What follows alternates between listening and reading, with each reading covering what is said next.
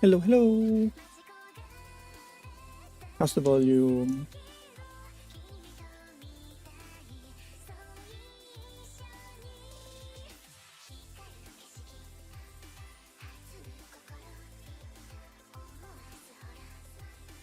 Yay, thank you.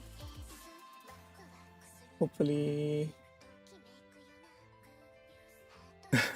third week of the year and this is your second build. Yeah, stuff are coming in, but this one's actually different. So as the title says, we're building a Vast60. This was actually a sudden purchase because it was a good deal. So I was like, let's get it. It was a good deal. I had an extra PCV, and why not, right? I just hope that the PCB works. I was able to test it plugs in correctly and everything. But, hi, Bunny. Hi, everyone.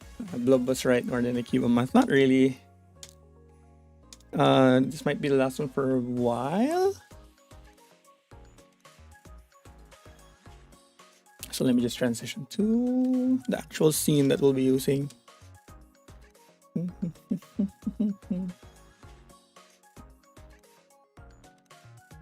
Okay, let's see. Low. Okay, so hopefully that works. Works out well. So yeah, so this is the so next week another wild build. Hope if another board comes in at that point, yeah, I'd be happy to build it. But I don't know if anything's coming in then. So this is the Vast60. It's actually really simple. It's a very, very simple gasket. 60%. You know, I want to put it on screen. I had to choose a board that was small to put on the side because I was using the NK87, the TKL. Hello, Hyun. Hello, Abby. So I needed a small board to put here because I was using the TKL the whole day for work. And I couldn't stream with it here because I couldn't twice signal. Yes, it is. This is actually custom designed by me. I had this made, I think, 2 years ago when I was just starting to get into the hobby. I had it designed and printed out. Thank you. So I figured it would be a nice change to at least have the desk mat and be a different color. So going back, this is the Vast60 round one. So it's had 2 rounds already, both of which are already fulfilled. So these are old boards. This is a typical gasket mount board that supports a standard 60% PCB, which we will be checking out. I had an extra PCB, and I saw the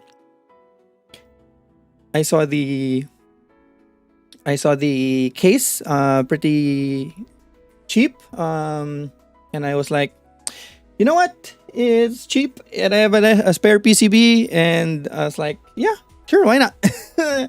So here it is. So I'll do a quick overview.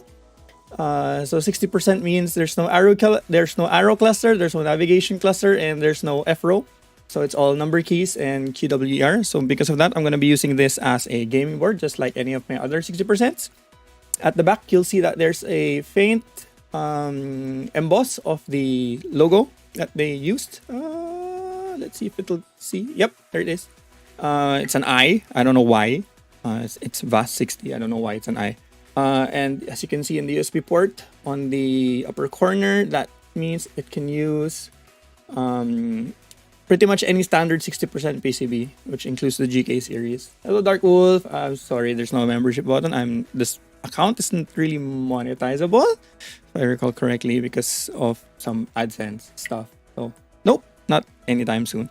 Anyway, and we'll be building it with a bunch of, like, I was thinking like another nice black. Please focus like that penguin board. Still can't unsee that. I hate you guys for that. So we'll be building it with milky black, Gateron milky blacks. Let's see if I can manipulate the camera to be able to zoom in a little bit. Oop. Let's see. Is this zoom? There it is. Okay.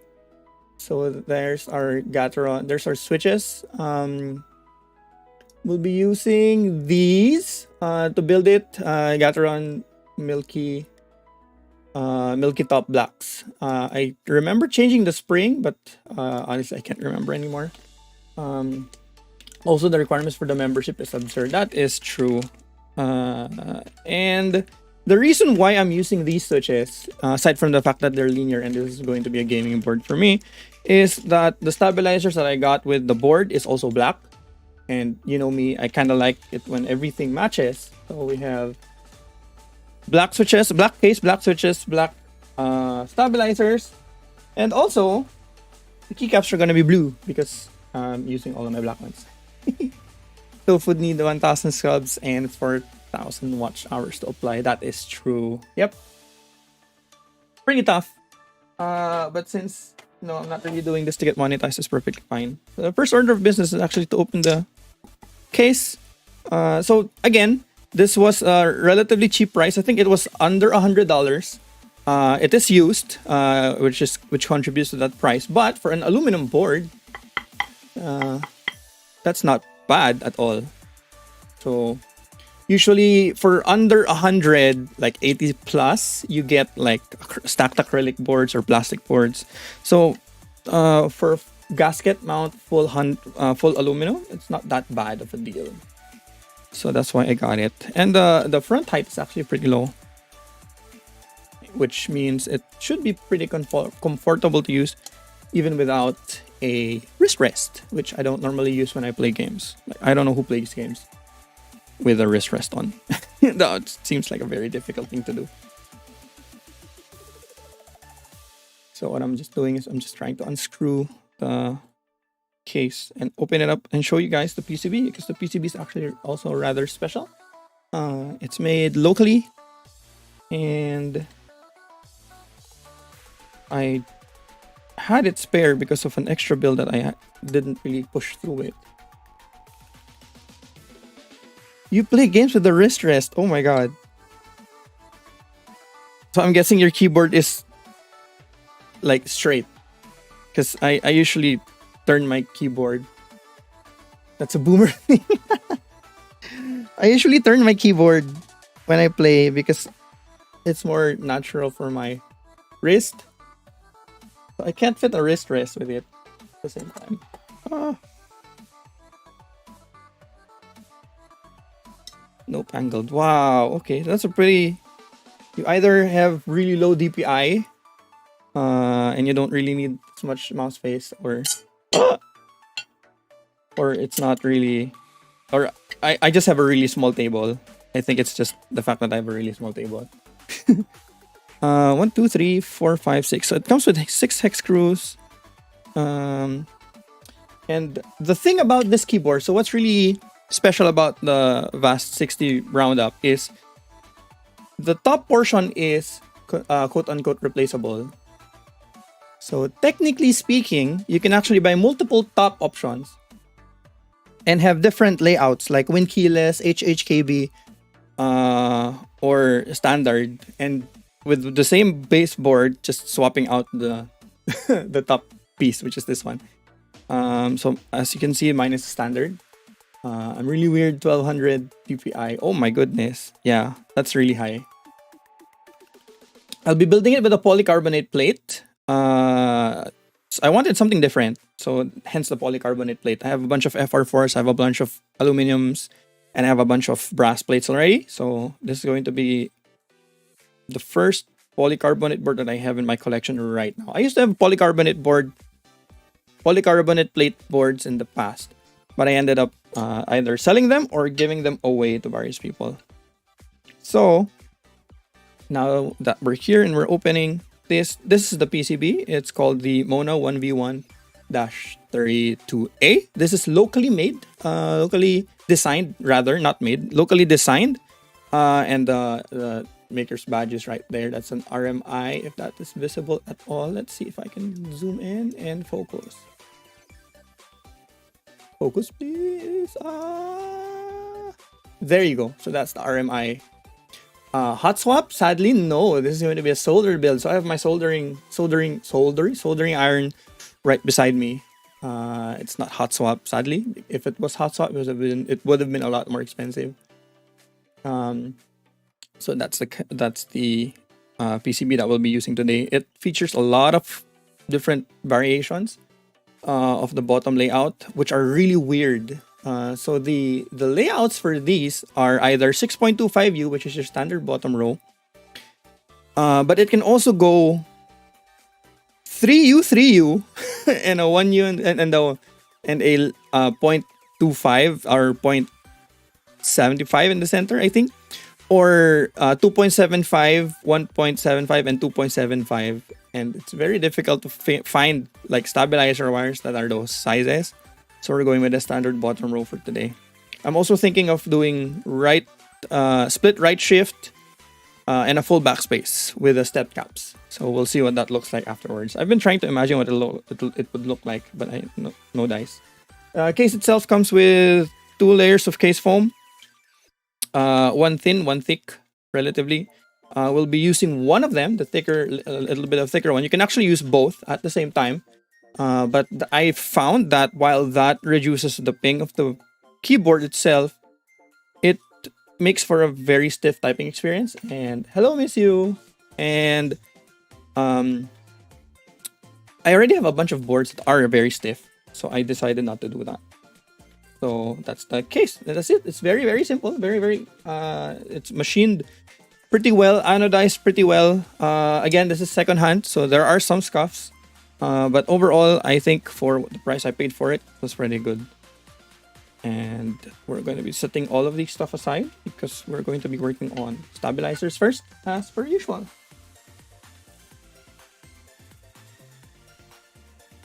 Stabilizers, we're using Duroc V2 stabilizers that are smoky black.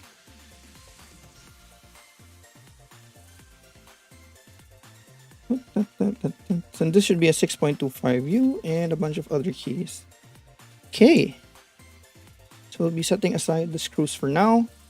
and we'll start working on these with lube.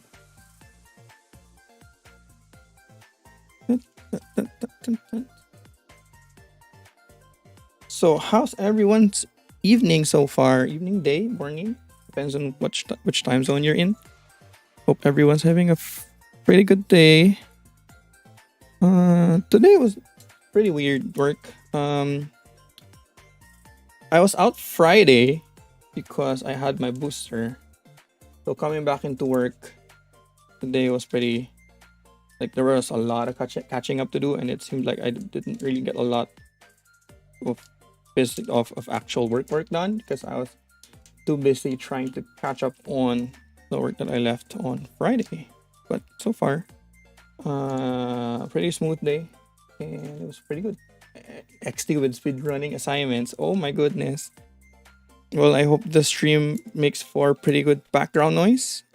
And if ever, how are you feeling after the booster? I was down for like a day and a half. I had it Friday. I didn't feel anything up until the Friday evening. And then the entirety of Saturday, I was feeling really sick, really sluggish and slow. And then around Sunday morning, I was starting to feel a little bit better. And thankfully, when I woke up today, I didn't feel sick at all. And if I was feeling sick, I probably would have not come to work. So we'll bring out our handy dandy old brush. And I think that's it. I'll bring out my syringe as well because we might need that later on. So you can see we're using the Teflon tape again. Our standard plumber's mod. So I've been thinking of if I wanted to like do anything to this in particular, but I think we'll test it out stock first mostly. So no tape mod, no PE foam, nothing like that just yet. We'll slap on switches, slap on stabs, switches, plate, case foam, and we'll see how it sounds after that. Okay. So, what do I start with? Okay, so I'll start with taping first. It's the BGM Blue Archive. Yes, it is. I really like the BGM of Blue Archive. Like like say what you will about Nexon as a publisher, but the devs that they get for the games that they make, I think are pretty great. And they did a banger job with the OST. I really like the songs, most of them, and it's just a shame that most of the time when I play on an emulator, actually no, not even on an emulator, when I play in general, like even on my phone, the sound after a while starts to crackle and overlap and layer, and sometimes you'll hear two you hear two tracks or like two layers of the audio playing at the same time. It becomes jarring, so I'd end up turning it off. Commuting and stuff, you have audio off. That's true. So I like to listen to since I like the BGM while playing and I can't really listen to it while I'm playing, I ended up listening to it on YouTube where they have it posted, and whenever they have releases and stuff, they usually post the audio there as well, so I enjoy listening to it there. I like the character design in BA a lot. That is true. I really like the character designs as well. I think for what it is, while it might not be extremely unique, the character designs are extremely lovable. I think that's what makes BA character designs great. Like they're not trying to be unique in the slightest. They know their archetypes. They know what sells. They know what's appealing, and they like lean into it pretty hard. So usually I just ignore the voices in my head that go, hey, this person looks familiar. Hey, this character seems like I've seems like I've seen this character before, and I just go and I forget all of that and just focus on like the designs themselves and how much I like them. Which is also why I like collecting the L2Ds. Typically for games like this, I could care less about how the home screen is decorated. Because I would rather play with like maximum FPS and like as little issues with frame rate as possible.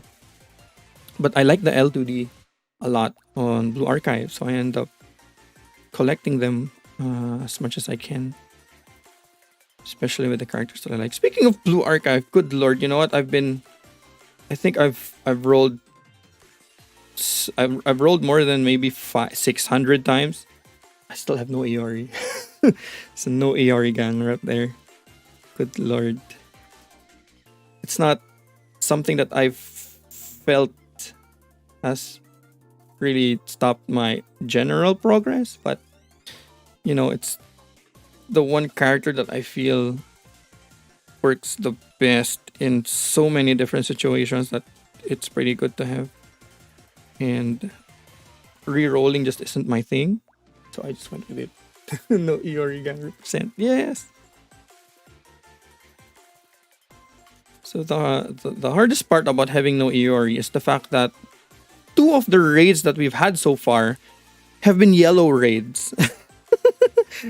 It's like, okay, BA. Yes, Iori is important, but where the hell are all of the red raids? What is with two yellow raids in a row? Two different, it's not even in a row, it's two different yellow raids and one blue raid that we've experienced so far. Both of which Iori is, of course, good because it's Iori. And it's so like weird that we've been showered in yellow bosses so far. Iori is like best girl for the first 4 raids. Yeah, even in the blue raid, Iori is like, you know, if you don't have this, Iori is your like first thing. And even Iori even out damages some like mystic characters themselves, which are even after being built properly or being built well. So it's like it's so weird to not have an Iori being in the early game. So that's a lot of context for why people on YouTube always tell you you're gonna need to re-roll for Iori because so and so and so. They never really tell you exactly why, which I found kind of like a sad thing. Like they should have said, as Avi said, there's not been a red raid even in JP. Jesus Christ. Red good for commissions though, but it's not like we spam commissions. What do we spam? We spam normal missions to get crafting to get equipment, and we spam raids for points, spam PvP. We don't really spam commissions all that much, so there's a big like gap there. With JP not even having red, we're like 6 months behind JP, and if we're not getting a red raid in 6 months, I'm gonna need a good yellow unit, like better than Mustache Lolly. Like as good as she is, she's horrible with single target DPS, and that's not a good sign. All of my characters have full T5 gear, even the 1-stars. Jesus Christ. Even the 1-stars, but you don't use them. What? Why did you gear them for? What do you gear them for? Just for fun. Oh my god, Rian, that's a lot.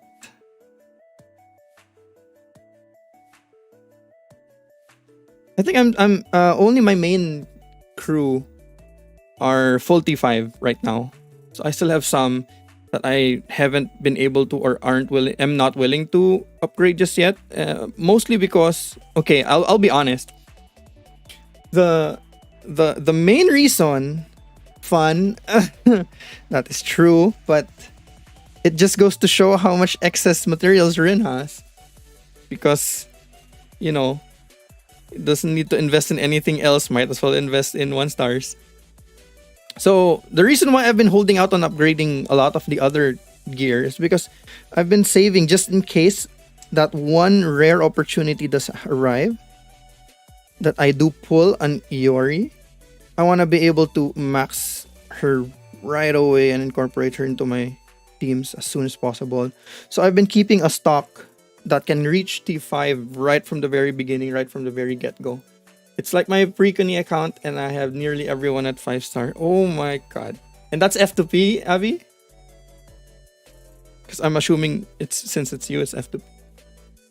Yeah, that's true, Rin. In case Iori does come home, she's gonna have a closet full of clothes, entire binder's worth of notes to catch up to the rest of the team, and she's gonna get as high star rating as humanly possible the moment that she comes home. Yes, let's say F2P. Okay. I assumed you'd be F2P. No. Am I wrong to assume as much? Is it such?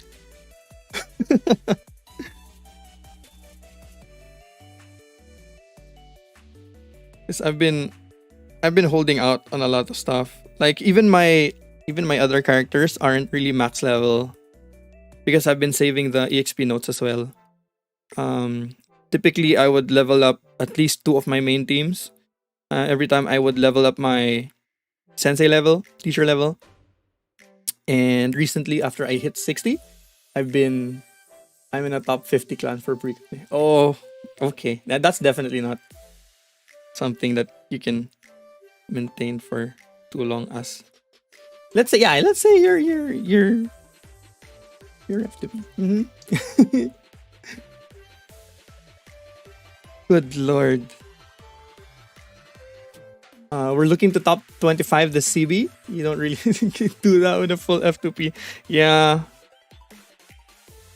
But I wouldn't think you've spent any recently, because usually these kinds of games you like dump a bunch of cash early on and you try to ride it out for as long as you can.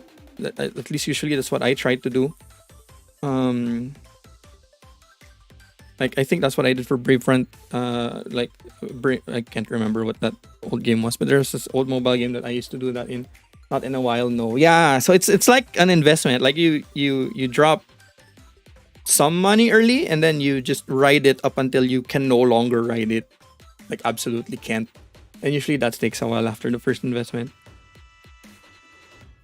So the usually whenever I level up my teacher level, sensei level in NBA, I would level up my entire team. That was faster than I thought. I would level up my entire like 2 teams or at minimum 2 straight to max to cap every time. But ever since hitting 60, I've narrowed it down to just the first team or not first team. 1 or 2 characters per team. So 1 for red, 1 for yellow, and 1 for blue that I max out aside from the ones that I bring to PvP. And then ever since hitting 65, I can't really invest as much while saving enough for Iori when she comes. So I've narrowed it down to like 2 characters, and now I've narrowed it down to 1. It's even slower near 70. Yeah. So I'm thinking by the time I hit 70, I'm gonna have like 1 character that I'm going to max and just do that one every time, and then we'll see what happens. I just dump when it's a banner. Oh my goodness, I wish I could do that as well.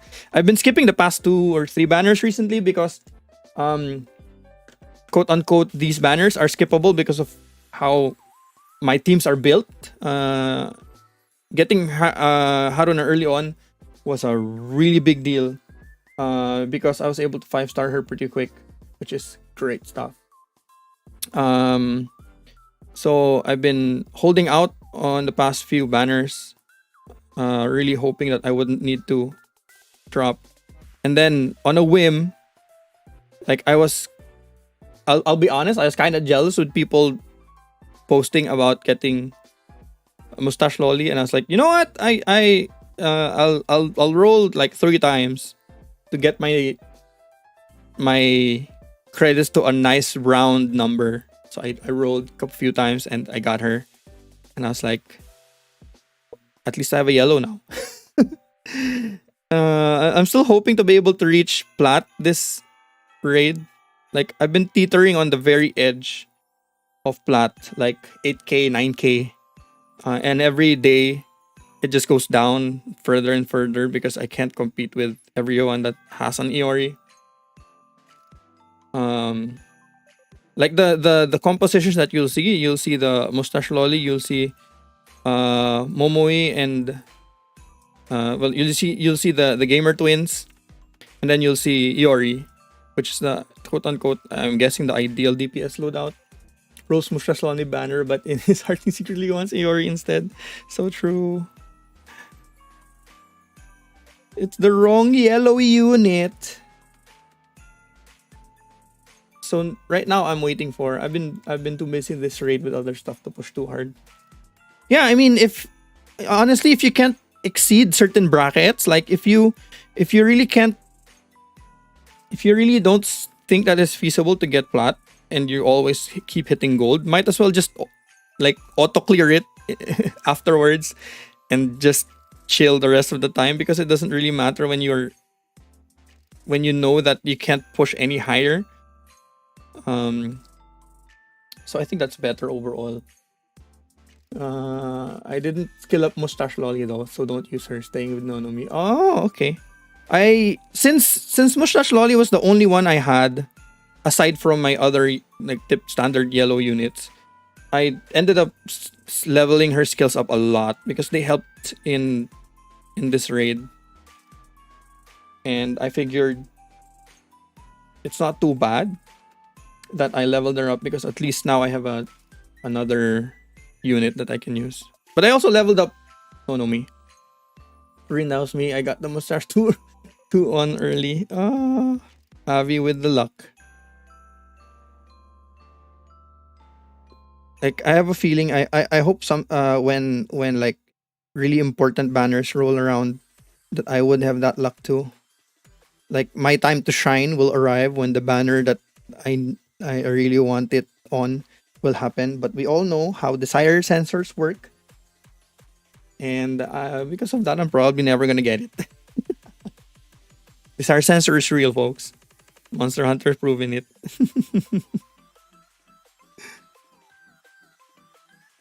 So speaking of staying with Nonomi, I actually like found that she's pretty useful even in PvP.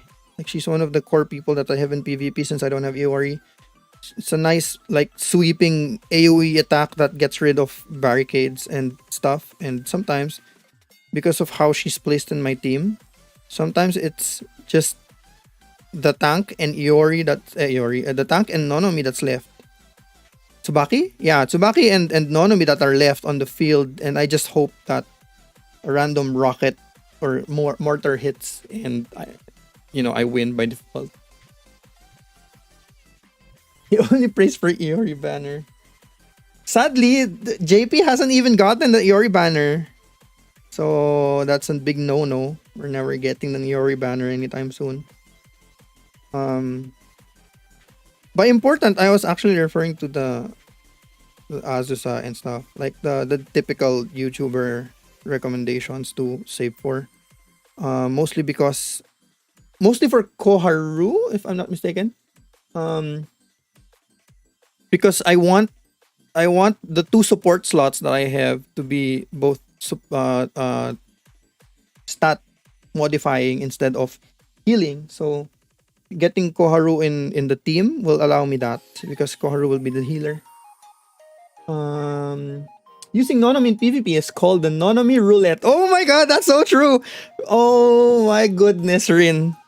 I have felt that so many times. It's like, please don't die, or please kill everyone on the team. And it's just like, it's less than it's not even a 50-50. It's like a 33.333% chance of each situation happening. And you're just like, fuck. Nope. Oh, Nonomi Roulette. Oh my god, that's hilarious. Is that a twice mat? Yes, it is. Hi, HJ. Welcome to the stream. Yes, it's a twice mat. I had this specifically design. I designed this myself and had it printed on my own. It's twice signal. I wanted a really neutral kind of like way to express that I am um into twice without leaning too hard on one on my on who I stand, because clearly that's Nyan. But I didn't want something too Nyan focused, so I went with the logo and tried to be a little bit minimal with it. The thing with these desk mats that have the logo in the center, your keyboard is in the center of the of the mat most of the time. So you're actually blocking the design. I wish I thought of that when I designed it before I had it printed. After I received it, it rolled out. I put my keyboard on and I was like, well, fuck, there goes my hard work. All I see is pink. It's an actual PvP team strat with that name. Oh my god. Yeah, the Nonami roulette. That's me right now, by the way, which is why I'm hard stuck in gold in PvP. I would sometimes get into plat, like upper 100, and then I'd get bumped right back down, and then it'll take me another like 2 days to grind back up to high gold, and then I'll be stuck there again. So it's always been there. You can't see the logo. How much did it cost to print and where? It was printed locally, actually. We have a local place that like accepts designs, and then you print them out. It costed me around the same price as a desk mat from like group buys, so around $20, 20 USD, a little higher than that. I'd say converted 24 $25. So not as so the only thing that you really pay for is technically in when you buy a desk mat from group buys, the only thing you really pay for is the design itself. So you can actually have one made on your own. Shun plus the twins in PvP is too much fun. Oh yeah, I actually have Shun as well, which is really I find that lucky. I was able to get Shun before. I need one except for Dreamcatcher. Ooh. Would you like me to design that desk mat for you? It's not really that difficult if it's just like something like this logo. And it's not I didn't just slap the logo on, by the way, because I think that would lead to a pretty low quality outline. So I traced over it, and then I put in the signal design after by tracing it from a different from the album itself, and then I just combined those two. I combined those two elements into one. It didn't really take me that long, but I am pretty proud to say that after I submitted this for printing, every time the place that I had it printed from would randomly message me and ask my permission because someone else would want the desk mat's design as well. And if you're willing to discuss with me, hell yeah. Oh yeah, sure. I think we can talk about that later. Desk mat YMCA.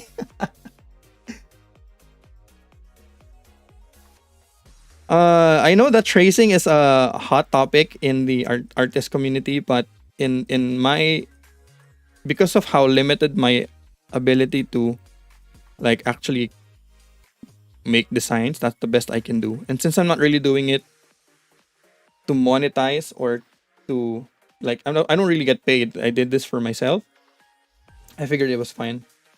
Plus, it's twice. Like who hasn't like just ripped off their logo in some way, shape, or form? So I think Dreamcatcher, depending on how the difficulty of Dreamcatcher's logo, it shouldn't be too difficult either. I can probably work on that over the week if I'm able to finish my like actual work really quick, and I can give you designs, HJ. It's good to see a lot of K-pop fans out there in the audience. I haven't really been too like in depth with what's been going on with the K-pop scene, but I would like to say that I am still following the core groups that I originally like, which is pretty rare considering how little time I have right now to actually invest in like watching their lives and stuff. Like I used to be more hardcore in like watching their live streams, watching their um IG stuff and everything. But recently, ever since I got into VTubers, that hasn't really been something that I've been able to keep up on. So just being able to follow them and their releases and listening to their stuff on the side has been pretty much enough for me. Hmm. Like the whole I found that the niche that K-pop fans that stan hard isn't too far off from like people who are really into VTubers as well.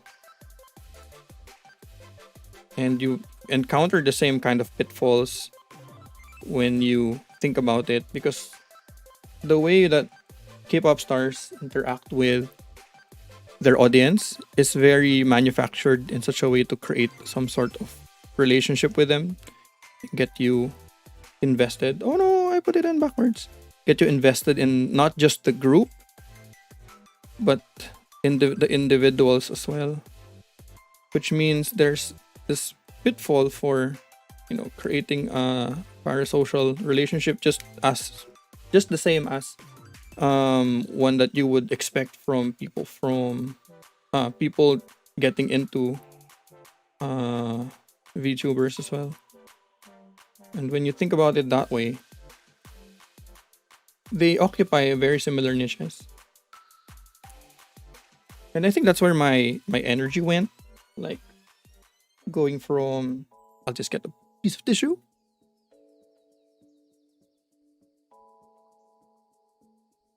Okay, so what was I saying? Going from, yeah, idol culture, definitely. So going from hard standing one or two groups, K-pop groups before, I went to having VTubers as my Oshi, and I found that the experience is pretty similar. They create an environment where you feel you belong, that you feel you you're entertained and you're welcome, and they create opportunities to interact, to enjoy their presence. This is the 6.25. And when that happens, you kind of fall into, as they call it, the rabbit hole. And it's not all too different from K-pop. Like the feeling of falling into that rabbit hole, of knowing everything about like certain artists that you follow, and the groups that you admire for what they do. You see their hard work as well, like, and it's very similar in terms of the work that they put in. um you would see that they train daily, they practice hard, and they eventually perform. So it's actually not all that different when you think about it. And that's been kind of cool, and at the same time um kind of interesting, because like I think standing that hard is honestly not exclusive to our generation. I figure that it's been happening in like older generations as well, with older artists. And it just so happens that since people since people that manage these talents know that stan culture is hard, not hard, the stan culture is very lucrative, because people will spend. People have learned to like manufacture these kinds of environments and get the most out of it, which I honestly like. Some people might find that disturbing or disingenuous, but I personally think that's actually, aside from being like really smart. It actually is also very hard work. A ton of research goes into it,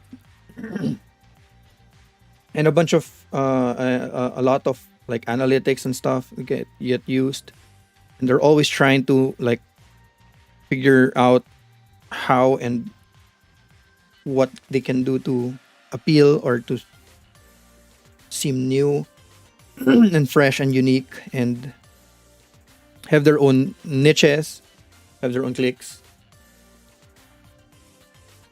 Hey Jem, hello, hello, welcome to the stream. Thanks for dropping by. As you can see from the description, this is a Vast60. I just got it, I think, yesterday, and it was pretty cheap, so I went for it. So what was I saying? Oh yeah. So the whole like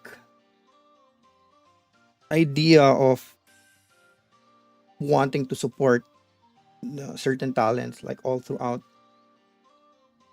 everything that they do. I don't think that's something that's been. I don't think that's something that's really old or old. Something that's really. I don't think that's new. I don't think that's something exclusive to our generation. It just so happened that because of the amount of time that's gone into these things, since people realize that people you can earn money from it, from this kind of lifestyle and this kind of behavior, it's been refined in our generation to such a level that the most like things that are manufactured and are well coordinated seem so genuine simply because the people that are actually feeling these emotions were chosen because they are genuine about what they feel. So when artists say when artists or VTubers say, what color? Oh, black. I didn't get to show. Let me just show you. Let me show you real quick. Here it is. It's black. And I'm going to be building it with a polycarbonate plate. So I'm going to build that later. It is round 1, sadly. Round 2 has the little tab thing on the side, which I actually really like. It's very reminiscent of the Jelly Epoch, which I also like aesthetically. And sadly, I didn't get round 2. That's okay. What was I saying? Where was I? Oh, nice. Thanks, Jim. Like, it was really cheap. Well, not really cheap. For a full aluminum case, it was 5K. And honestly, for a full aluminum case, I don't think that's bad at all. Like, full alu gasket with 2 plates, a bunch of case foam. I don't think 5K was like overpriced, because for 5K you can like get a tofu or something, and that's a tray mount. Idol culture being able to more accurately get numbers and stuff is like streamers and VTubers being able to see numbers so much easier to know what works and not makes it easier to foster support. That's true, Abby. That's very true. Like the because of the transparency works both ways. If you think about it, we can clearly see that YouTubers, VTubers, streamers, and idols show their metrics off. It's very open. Almost everyone can see a bunch of the metrics, like subscriber count, memberships, and stuff like that. There are sources for it, and you can see like they do what they use what works, they avoid what doesn't, and so on and so forth. But you also see that it works both ways for them and for us. Like, we see everything, but at the same time they see it too, and that helps them a lot. 5K, nice deal, DBH. Yes. When I saw it, I was like, I saw it over the weekend on sale, and I was like, it's been around for a while. Might as well try. And I got a good price for it. And yeah, people, they picked to play the roles of VTubers for most agencies does make it easier to fall into the parasocial hole because they are so genuine with their emotions. That is very true. The companies themselves have gotten really good at selecting the talents. I think that's the big deal. That's the big thing with that. They don't choose disingenuous talents to fulfill roles that they need. They know a role that they need or a niche. This works in my opinion, this works for both idol culture and the whole VTuber thing. They look at the market. They notice a niche that can be filled, or they know that there is a niche that can be filled, or something, and they look for people that fulfill that niche in as passionate a way as possible. By doing that, you get the best of both worlds. You technically get a manufactured personality, but that personality is true to life, down to earth, and real. Because that's why they were drafted. That's why they were chosen when they auditioned, right? So it's like a well-oiled machine, and I find that whole thing like really interesting. Some people find it disingenuous, but that the whole management thing was actually what got me into VTubers and K-pop as a whole. Like when I found out that there were agencies behind these people, when I found out that there were agencies behind these people that were like training them and helping them and stuff, I wanted to find out like how they chose their members, what factors do they put into it, how much of a cut do they get per sale and stuff like that. Like whatever makes it tick was very interesting for me, and that's what got me into both K-pop and VTubers in general, which is, a weird way to get into certain fandoms, but it works for me. And even if I know that these things, oh my goodness, that almost fell. And if I even if I know that these things are kind of like at some level like manufactured and like intentional, it doesn't pull me out of wanting to support the talents, right?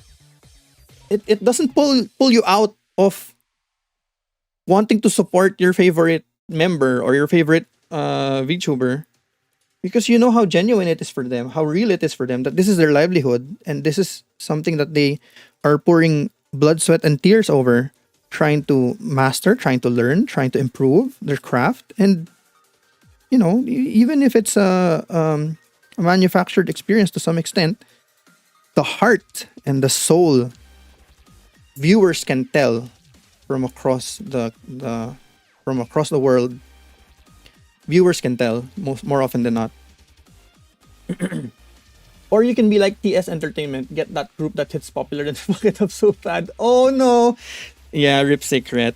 I was actually a really big fan of Secret when they were starting out, and I feel really bad about that as well. And there's a reason why TS Entertainment isn't really doing, in my opinion, as well as they should, because they don't really treat they don't know how to make it work and how to make it click. So they end up ruining whatever genuine entity is already existing in that group. And just really sad. You can see how much effort goes into picking the talents when you see someone given a particular role character, and in the end they are nothing like the character and are more themselves. Definitely true. And I think kudos to the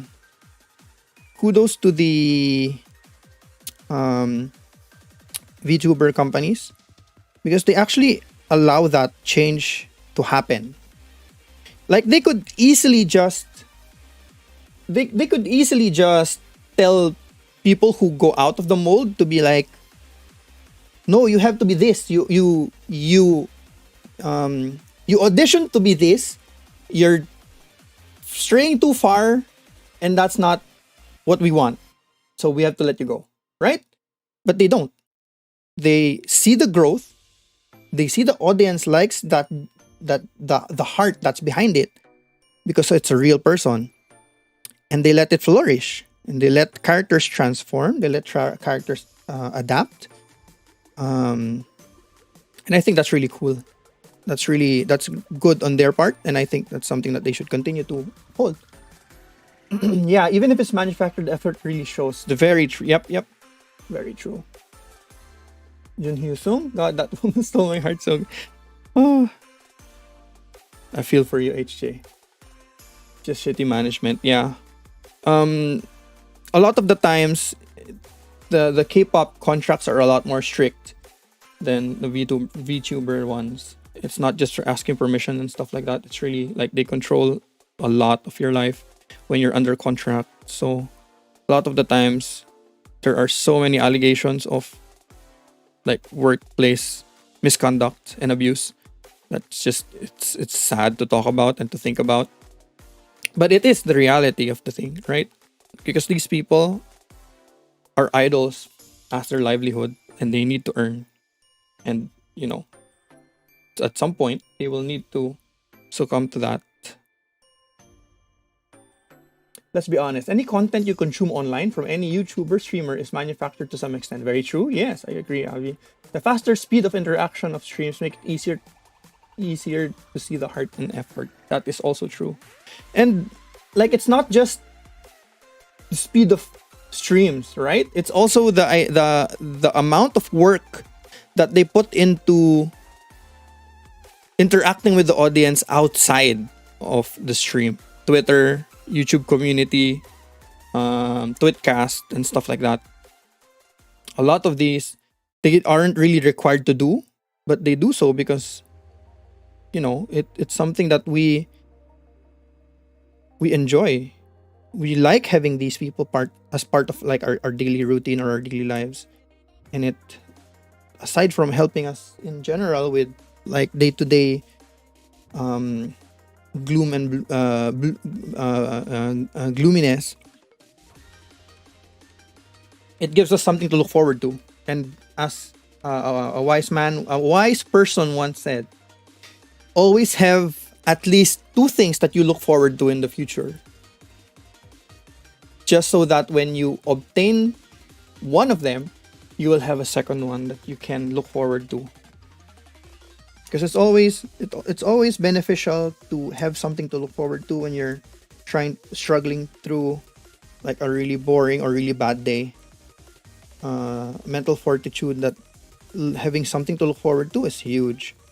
So sometimes that little notification that says your favorite VTuber like your tweet reply does wonders. It depends from company to company. JYP is a bit more lax compared to say SM. Yeah, that's true. But we can also see where that led JYP down, huh? that quote unquote more lax environment that JYP has. In the wrong hands, it can go pretty bad, dude. Considering the amount of allegations and issues that their talents are getting into. I said it once on a Finana stream when she asked why people kept telling her about their lives and that it's cause we want to share our time with them like they do with us. That is true. Just like in any relationship, we want to make it feel like it's two-way, right? I think that's the case, at least. They tell us about their lives, and in turn, we feel happy when we get to share about us. Why did I cut another piece? I am so far lost in this conversation. I cut another piece by accident. The thing is, there's been less shit from JYP talents than any other company, if I recall correctly. Internally, yes, that's true. But the allegations that they have are, in terms of what they are doing in their own time, is like big stuff. But I agree with you. It boils down to talent selection, right? It boils down to talent selection. You choose the right talents that have the right values, and it almost doesn't matter how much freedom you give them, because if they have the right values, they're not gonna screw around with your company with the freedom that you're providing them, right? If you choose the right people, you don't have to worry about what they might do with your company's name. So I think that's also like a big factor in general. Please screw in properly. Okay, there. Even if you're not fully in the hole, just having someone you can just share enjoyment of your successes with and commensurate your failures means a lot. That is true. And no, Avi, it's okay. The conversation that we're having, I think, is very. It's. I think the conversation that we're having is something that a lot of people who are in the rabbit hole do not want to face. It's a reality that they don't want to face because they like just seeing it as something not as logical, because some of them might see that it ruins the fun. But in my experience, in my opinion, that's part of the fun for me. Being able to identify what they're doing right, what they're doing wrong, how they're handling themselves, and so on and so forth. And it's really a feeling of this. You see growth. You see how much they learn to play the game. That is like YouTube, and you see them go from greenhorn streamers to full-fledged, experienced senpais by the time that like their second or third generation wave comes in. Suddenly they become people worth listening to because they've experienced so much, because they've learned so much. And if we look at it from a logical point of view and learn and try to learn the things that they're learning as they're growing, we get to share in that growth. We get to share in that like feeling of improvement. I was more meaning I'll be less distracting. No, it's okay. Don't worry about it. Rin did mention like it's a solder build, so we're in for a pretty long stream, and I want to like take my time because I don't really want to feel pressured to go really fast. And having meaningful conversations, it helps pass the time without it being a waste, in my opinion. And I really like those kinds of conversations. Like the fact of the matter is, when you're able to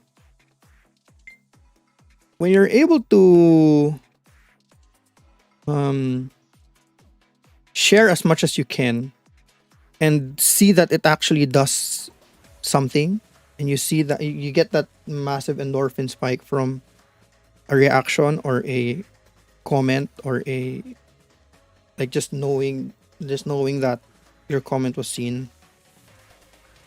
I don't think I don't think enjoying those kinds of highs is something to be ashamed of, because it's no different in the brain. At least it's no different from a friend acknowledging that you are there, because we share so much of our lives with them, so many hours, so many thoughts in the day, that they become kind of um part of your daily routine, which not only brings a sense of stability in an otherwise really unstable world, but it gives a sense of camaraderie and belongingness that you seldom get to experience nowadays because of everything that's going on. And in case in the future, if my camera suddenly dies out of nowhere, that's going to be my phone dying. You just gotta be careful you don't make enemies doing it. Some people in the VTuber space don't like people that are around a lot getting attention either. That's true. What switches and keycaps will you use? I wanted to go with an all black build to go with the black case and the black stabs. So I'm gonna be using the Gateron Milky top blacks that I have, and I'm gonna be soldering these into the board. Um, they're. I was deciding between those, a bunch of lavenders that I have extra, or tangerines, and I decided to go with something thematic instead of something like random. And I wanted like everything to be to match basically. Oh my God, HJ. Thanks for dropping by in the time that you did. I really appreciate you dropping by and sharing your thoughts. Glad to see. We'll talk about the desk mat design, and there should be like local places near you that can actually print it out as well, pretty easily. So I'll hit you up on Discord for that. Thank you, thank you. Hope it goes smoothly. Yep, yep. I hope so too. Have a great morning, 3 a.m. Thanks for dropping by yet again. So yeah, the searches I decided to go with are Gateron Milky Top Blacks. So the thing that makes the Gateron Milky Tops, like in my opinion, superior to normal Gateron Blacks or not normal Gateron switches is the fact that the top layer is of a different plastic that makes them quote unquote milky top.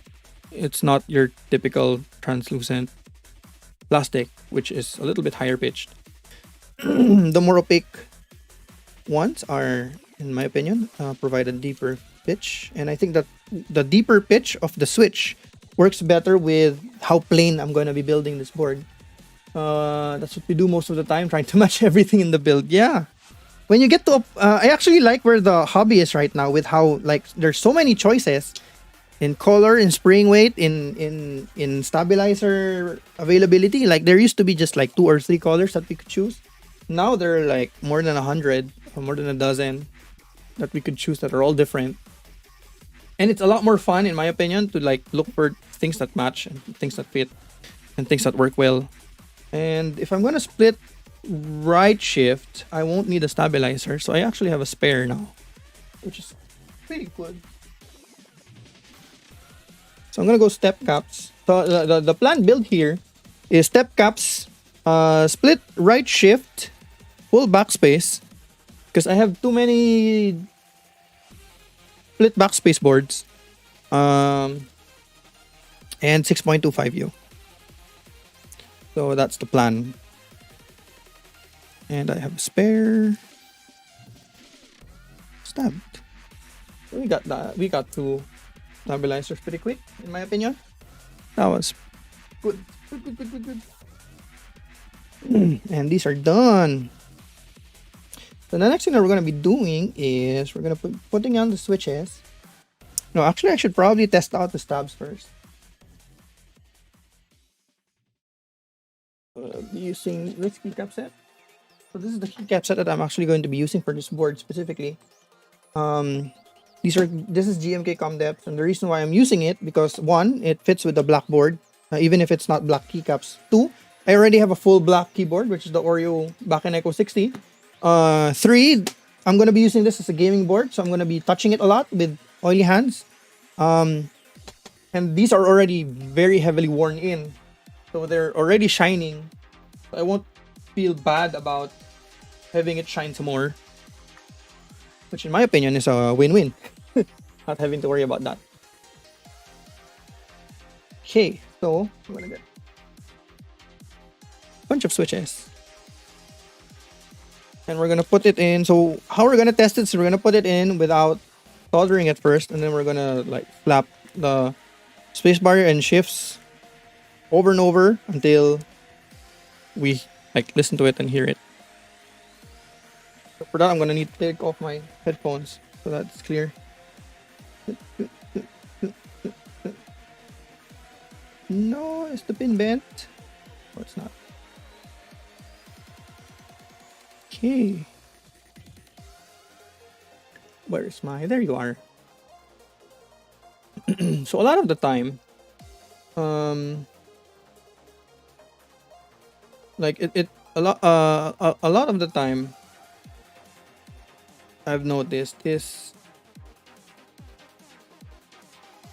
when I do this test, it sounds fine when I'm doing it, and then when it's actually in the board, it's not anymore, which kind of sucks because it's never really consistent.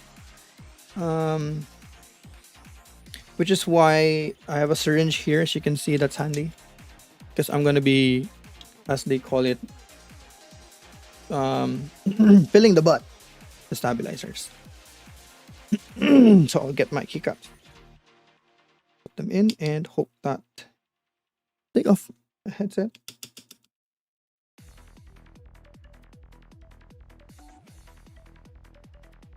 There's some ticking on the right side.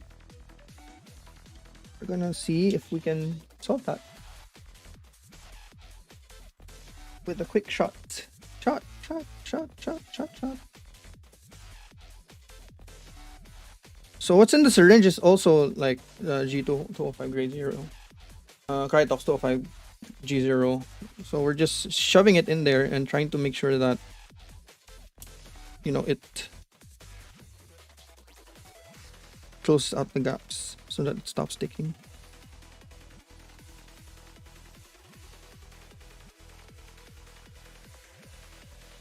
That's a little bit better. I think we can do better than that though.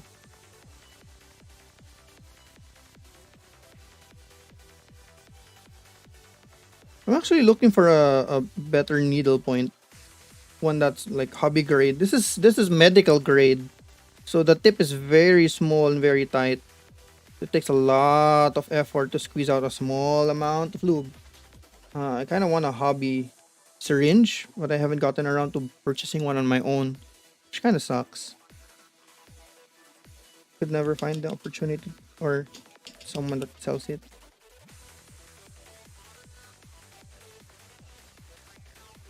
Oh, that's way better.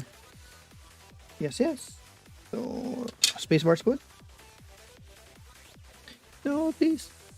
Yep, looking for one syringe then. Yeah. I think Kinetic Labs has one, but you know, it's Kinetic Labs. Like if ever we get keycaps from Kinetic Labs again, I think we can jump in for the syringe lube syringe thing also because they have it. They have it as a set. Ooh, that's perfectly tuned.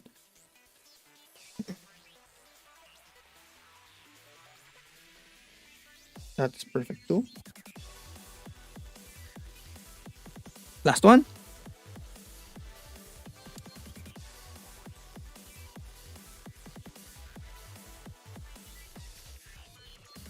There's some ticking on the left.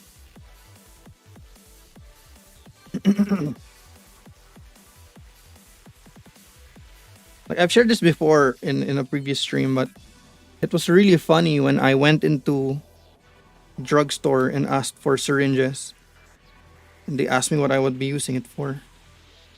I told them I would be putting lube in it for my keyboard. They were like, they it's either they knew what I was talking about, or it was weird enough that they didn't really want to ask about it anymore. That's perfect. And that's good. Ooh, so far so good. Hopefully everything works.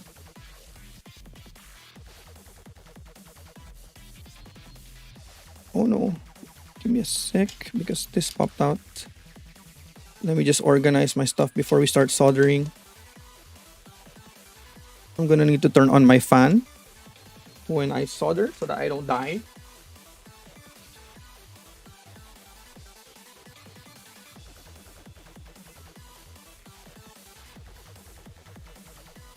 And that's my fan on. Lube in a syringe in a drugstore sounds so wrong for other people. That is so true. Yeah, so either they didn't, either they understood what I was, either they understood what I was doing, or they wanted no part in it, and absolutely just like noped out of there so hard. Typically for builds like this, what I like to do is to put a few switches in the plate first to be able to establish dominance. I'm kidding. The corners, and then I would just put in the rest after.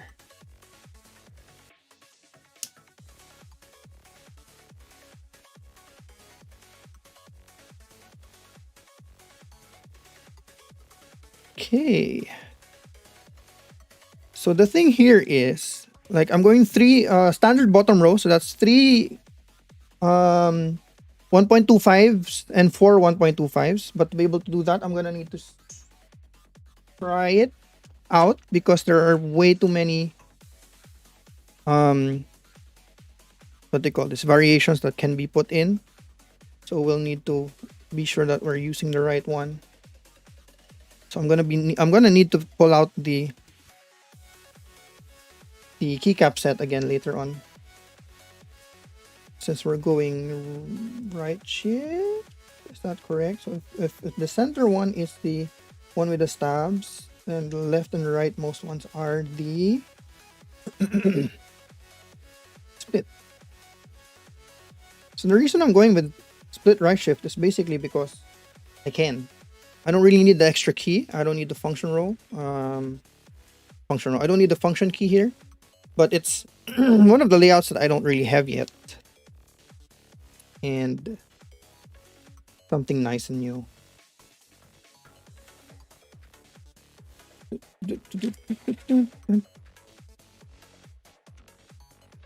So I hope the microphone's coming in really nice and um am I putting that right? Yeah.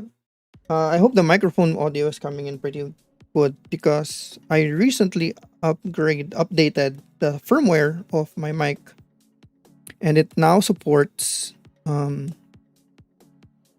do you call this? Audio filters and stuff. So now it's like I have proper sound gating. I have compression. I have all of the other bells and whistles and stuff, and I've been because every time I would watch back the VODs, it would just kind of like not cringe, because cringe is dead. Lyra killed cringe.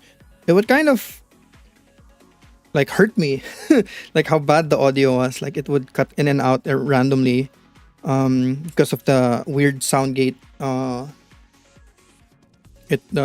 compressions all over the place, and the volumes all over the place in terms of like mixing the BGM and stuff. And I was hoping to be able to get all of that fixed with the update that I did. So I hope everything's coming in nice and clear. And the camera that I'm using is just my phone, because I don't have a real one yet, and I'm just using it as a webcam. And last time that I did this, it worked for the first 2 or 3 hours, and then it died. So we'll see how long this one lasts. Hopefully it lasts the entire stream. I have it plugged into a wall socket. Yeah, that's this like wire thing that you can see. I'm not sure if it's visible, but that's a power cable that's going to a wall socket, because last time my computer couldn't output enough power to power the camera, the phone. So it was draining faster than it was charging. So now I was like, you know what? Fuck it. Sticks it into a wall. So hopefully, like, it's charging pretty well. Let me just turn this off while I put in switches, because this is...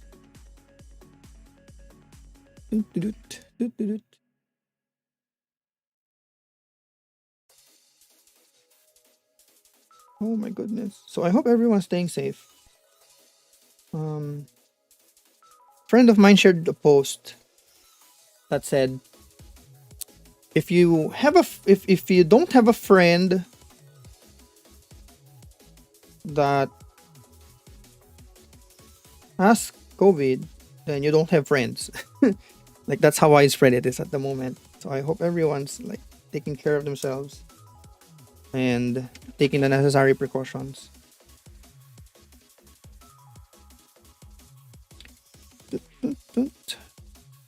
Oh my goodness. So the thing with the polycarbonate plate that makes it difficult, so it doesn't have standoffs. That's one. What makes it difficult is when you push the switch in, sometimes the switch itself doesn't lock into the plate. And when that happens, you end up with a lopsided switch. And when you solder it lopsided, it might not function. It might take more effort to fix it afterwards. That's why usually when I have these kinds of builds, it's pretty bad here. Yeah, here too. I think it is. I think it's bad like literally everywhere. So It's pretty good universal advice to just go. Don't go out if you don't need to, as much as you can avoid. And if you go out, N95 is really the best bet.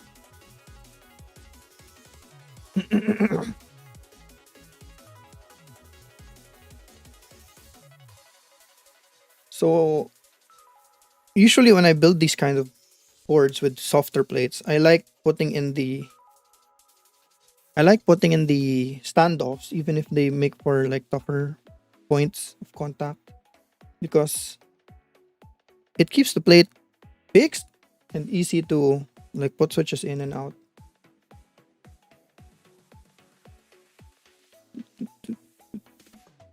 Yes, so far looking pretty good, pretty good.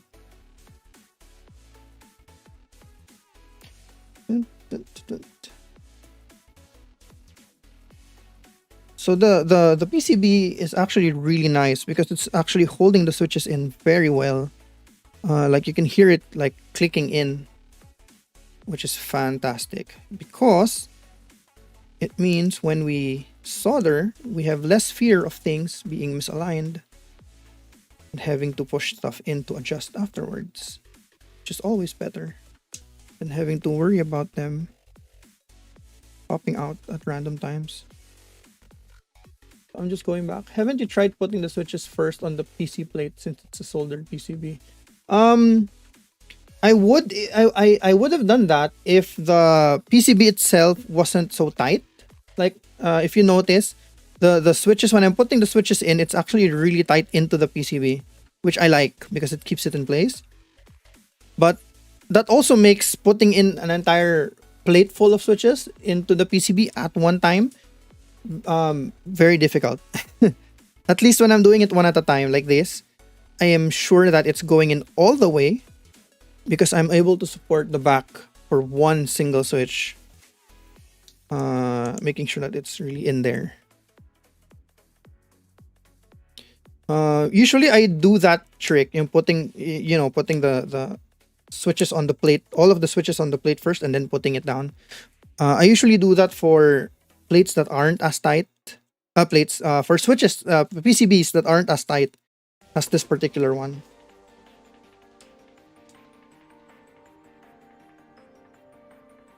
Because that way becomes very, what do you call it?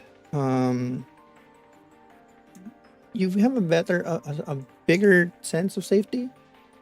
Oh, the other holes for the plastic pins are tight. Yes, they are. I'm not sure if it's the center peg or the small tiny legs, but yes, they are tight. Like you can audibly hear, I can audibly hear the clicks when it goes in. I prefer that actually than loose plate PCBs. So the other plate that it came with is actually an FR4 plate, and it actually fits the theme a lot better. Let me just see if... Nope, I already kept it. Anyway, it's a black FR4 plate with gold trimmings. So technically speaking, that actually fits the theme a lot better. But I have so many boards that are already FR4. And I'm not really looking for like another FR4 plate board. That's why I opted for polycarbonate for this one. Something different, you know?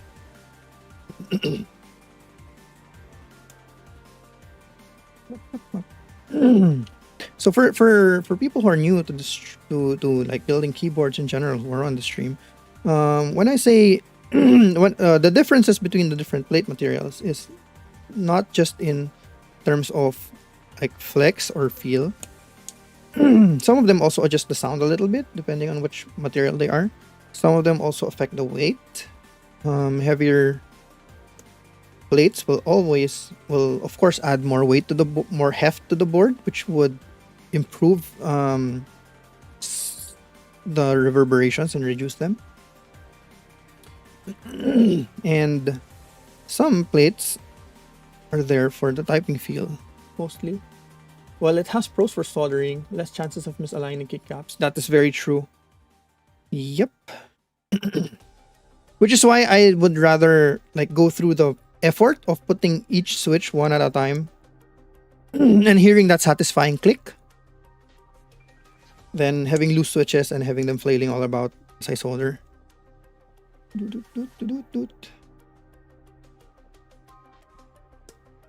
And for clarification for everyone, the PCB that I'm using is not RGB. It has no underglow. Nope.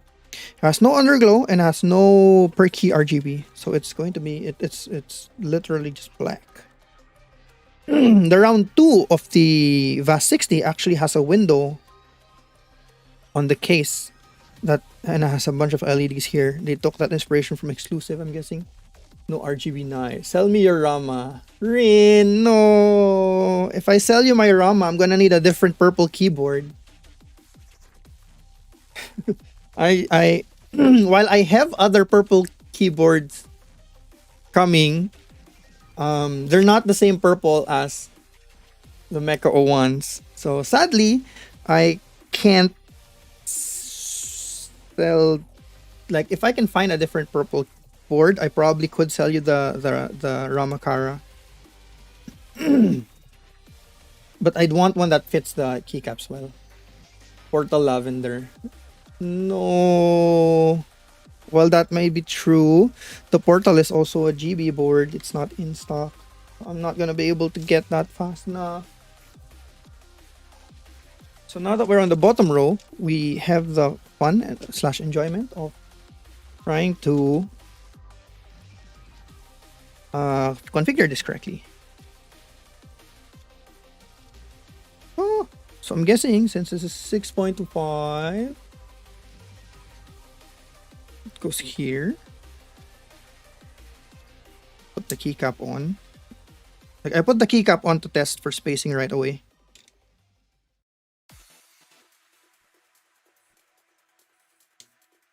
Okay. Out. Yep. Which means if the Portal Lavender were in stock and like for some reason I'd be able to afford one, I probably would be okay getting it and then I'd sell the Kara. But as of now, I can't. Okay, that's perfect. So we've got the right side down. If I can get, there you go. Right side or left side down. Now to do the right. And make sure that it is nice and clear.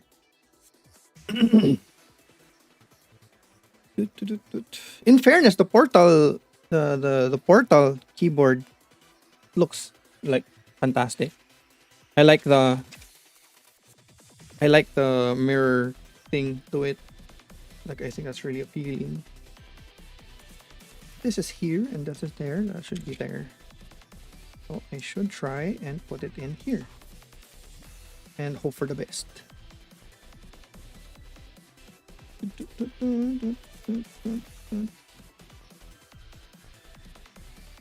Are there markings on the back? 1.5, 1.25. Oh, there are markings on the back. So I don't need the keycaps. Bless this PCB manufacturer. Isn't Portal still in pre-order and ships this month? I have no idea. I should probably check that out if ever, so that I can, if ever Rin is actually serious about buying the Rama Kara from me, like I just might do it. Because I actually like the Portal. I'll check it out after the stream. 2.5. And if it's shipping this month though, well, it makes sense that it would be pre-order and it would ship. Because they already allocated the resources for it. 1.25. Oh my goodness. Bless this PCB manufacturer. RMI, you are a god.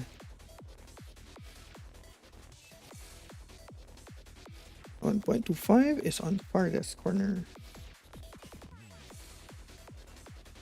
So we don't need this anymore because we are clearly done. We would be finished if this was hot swap, but it's not. So get ready for another like maybe hour and a half of me talking about nonsensical things because we're gonna be soldering. I just hope I don't ruin the desk mat while I'm soldering. I would love to have a silicone mat to solder on, but I do not because reasons. So making sure that everything is in place and good. Inspecting everything. All good. Now we begin. For everyone, for people who asked in the previous stream that I was soldering in, yes, these things are not leaded. These are lead-free solder. So, what do you think of OwlLab? I like OwlLab. They make good shit. They've made get a desk mat for soldering only. Yeah, I have one, but it's a boring design, and I wanted to like have a different background for this stream. I'll figure it out. OwlLabs actually is really good. Gem in chat actually has a Mr. Suit, if I'm not mistaken, which was made by OwlLab. Correct me if I'm wrong. So he might be able to provide a little bit more information on how it actually feels and sounds in person. But based off what the reviews that I've seen, of Owl Labs boards, they've only been getting better. They're a brand that maximizes flex, and the typing feel that they go for is very bouncy. So Jem, if you would like to comment on the different typing feel for the Mr. Suit, feel free to do so because you actually have one. I would actually prefer a Jelly Epoch over a Mr. Suit simply because when looking from the top down, the Mr. Suit looks exactly the same as any other 13. What do you call that? 13 TKL. 13 F13 TKL. So it's actually really good. It's a good board. It's it's coveted a lot. But if you're looking for a Mr. Suit, yep, let me just check that out. If you're looking for a Mr. Suit, we actually have a bunch that are here that's cheaper, like really cheaper. So as my as Jem has mentioned on chat, we have people selling it for like 30 to 40k. Yeah, and Mr. Suit is cheaper than a jelly because jelly run in smaller numbers. Yeah, the red is really nice, Rin. I'm seeing the picture now. But yeah, I think 100k yen is too expensive. That's 50k PHP, and we have people selling Mr. Suit for 30 to 40k here, and I think that's a nice price. This person might be like trying to capitalize off people wanting one right now. So I would like keep going.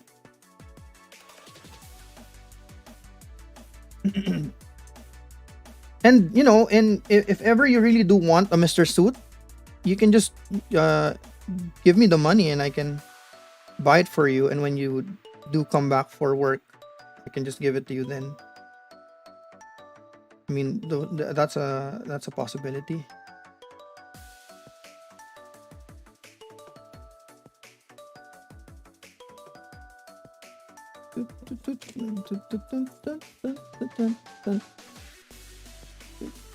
I wish I had more lights. It's too dark.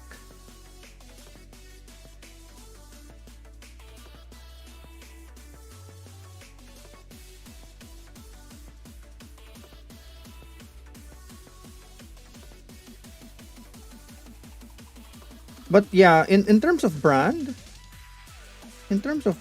I would recommend Owl Labs.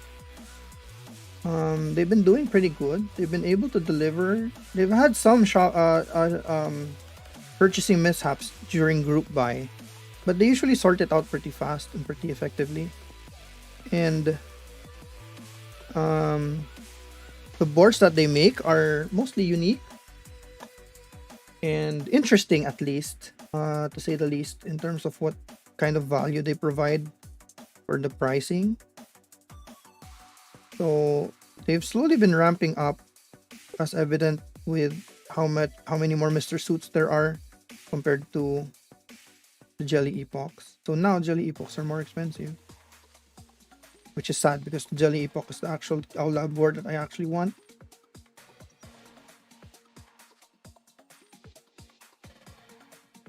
Our lab delivers with their boards. Yep. Sounds like a plan. Just let me know. Let me know, Reen. If you really want a Mr. Suit at least. Because Mr. Suit is what I'm seeing a lot of people trying to sell. Um Also, if I see a purple Rama here being sold, I'll let you know as soon as possible. And we can have that deal in place. Like, just send me the money.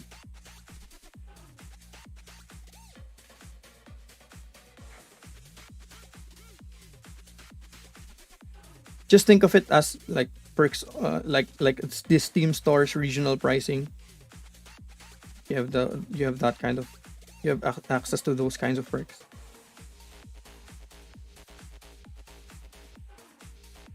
What's the Owl Lab website? I'm not really sure. Question mark, question mark.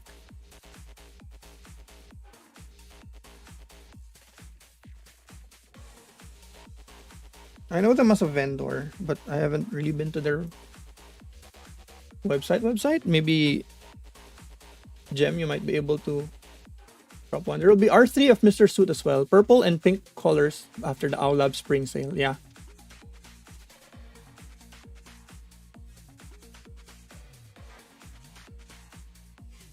I've seen the purple of purple. I've seen the new upcoming colors of the Mr. Suit, and I think they're really nice. So if you think red might be too boring for you, the new colors that are coming up are fire, like legit, they're good. I'm just not into. I'm just not into TKLs because I have two already. I have 175%, which is why I'm interested in the Jelly Epoch. Because the Jelly Epoch is a 75, and I only have one.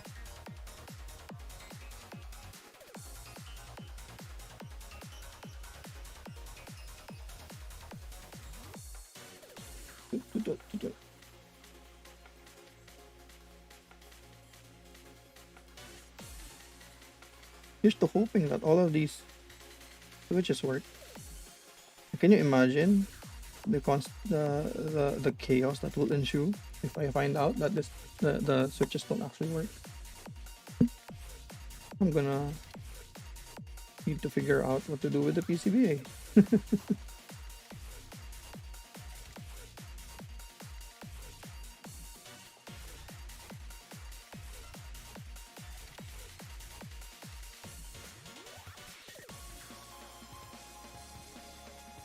Hey, almost done with the top row.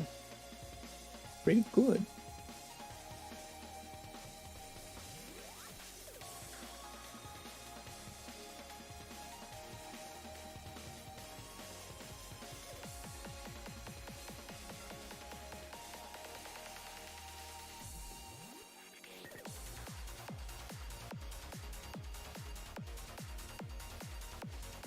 Ganto, you've been stressed out. So many white hairs. It actually runs in the blood. My dad had white hair in his started getting white hair in his 40s. So white hair is actually pretty genetic. But I'm actually like I'd rather I'm fine with it with having white hair because my dad's brothers actually went bald by the time they were in their like mid 30s or something. So I think that's in their blood and in effect in mine. But I'm hoping to God that I took more after my mom and I will keep my hair regardless of color.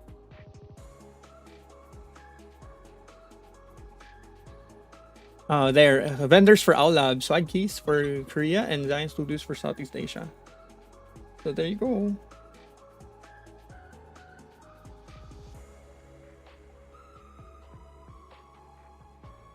But yes, our labs is pretty good. They're pretty decent. Yeah, white better than bald. Yeah, that's so true. At least for me, anyway. Like, I know there are some people that like not having hair, just less maintenance and stuff. But I like my hair.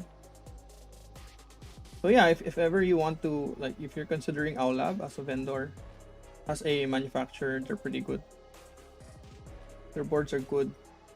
Their boards pave the way into what people have been trying to manufacture. Like, they're the first ones to use the PE foam. They're the first ones to manufacture it en masse. um, the Poppy sound signature is all practically trademarked under the Jelly Epoch, and people who are trying to replicate that sound call it, you know, sound that the Jelly Epoch makes. And in the keyboard scene, that's something that is rarely possible, of being able to, like, quote unquote trademark a sound. But they were the first ones to be able to do it. No one knew about PE foam modding before them, or at least it was very niche before. Like, no one publicly talked about it or did it. So they're not just copying what everyone else is doing, like a lot of other manufacturers out there. Like, they're legit innovating and trying to new things, making a difference. Most of the boards have soft typing feel, except for the voice. Granted, the voice was their first board, right? The voice was their first foray into the whole keyboard scene as a whole, I think. And the only thing that the voice did was the weird knob. Everything else about it was standard, like a standard gasket, standard shape. They started innovating Jelly Epoch with the PE foam, and now with the Mr. Suit, it's the amount of flex cuts that are in that thing. Like, the description that I've heard when people type on Jelly Epoch is like you're typing on a trampoline because of how flexible it is. Because the PCB has flex cuts, the PCB has flex cuts, the plate has flex cuts, it's gasketed, and there's ample room for it to flex inside the case without sounding hollow, which is a feat all on its own. So in terms of typing feel, pretty good. I still want the jelly. Good lord. You know, it's so annoying.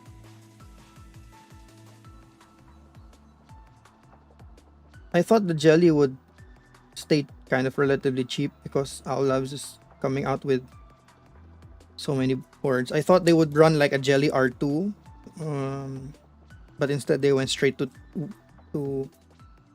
TKL and is running multiple rounds of Mr. Suit. So Mr. Suit is going to be relatively cheap. Jelly Epochs ran once and it's like, okay, that's it. Jesus. I want one someday.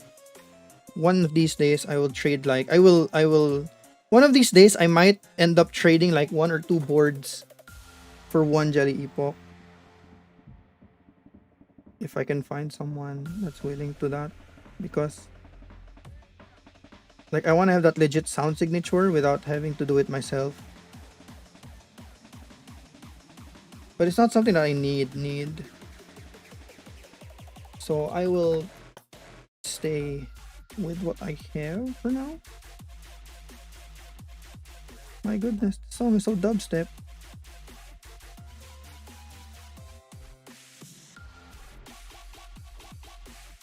Who knew the Blue Archive would have dubstep music, huh?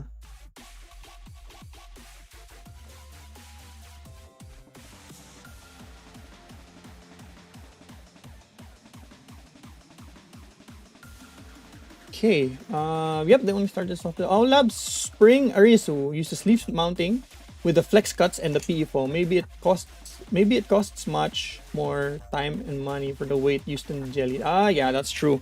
The jelly's weight is massive. Like, it's really weird. So they might not be into doing that again. You're right. The Spring Arisu is actually like them leaning super hard into the bouncy typing feel instead of going with more with flex cuts on the board itself. They just outright put it on the gaskets as well. I have too many Alice or Ergo boards, so that's also out of my like concern or interest, not concern. It's also out of my interest because I have too many. I already have two Alice boards and I have a third one incoming. So I have more than enough. But I still have 175.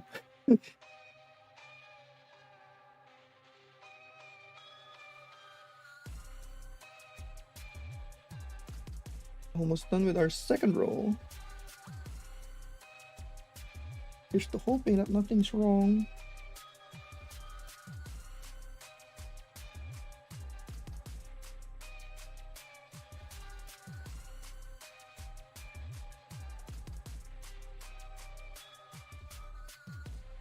How about the Thera 75? My problem with the Thera 75 is the while the logo is unique, being the only circle amongst other keycaps, it's not something that I aesthetically like. Like the badge of the Jelly Epoch is a lot more professional looking for me, in my opinion. Like it seems like a nice accent compared to the Thera 75s. And another option is the Godspeed 75, which is free, which is in stock. My problem with the Godspeed 75 is it's a compact 75, not an exploded 75. I don't really like compact form factors. But the Thera was interesting. I think the same people that made this board that I'm building now, the Vast60, also made the Thera. If I'm not mistaken.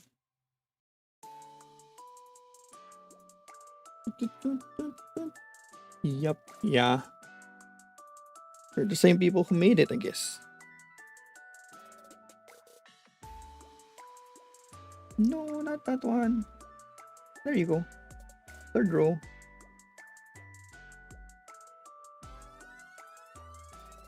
For everyone watching, don't worry. I have a fan on. It's off screen. I don't have one of those fancy ones with carbon filters, but I do have a fan on that's blowing right into the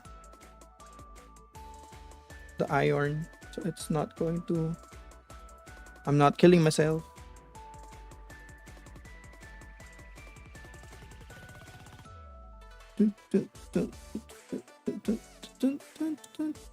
Same with the Glacier 80. Did the people who make the Thera also make the Glacier 80? The Glacier is nice. The Glacier looks really good. But they went extremely high-end for that one. Like, that's legit high-end. And also very, very flexy. If 2020...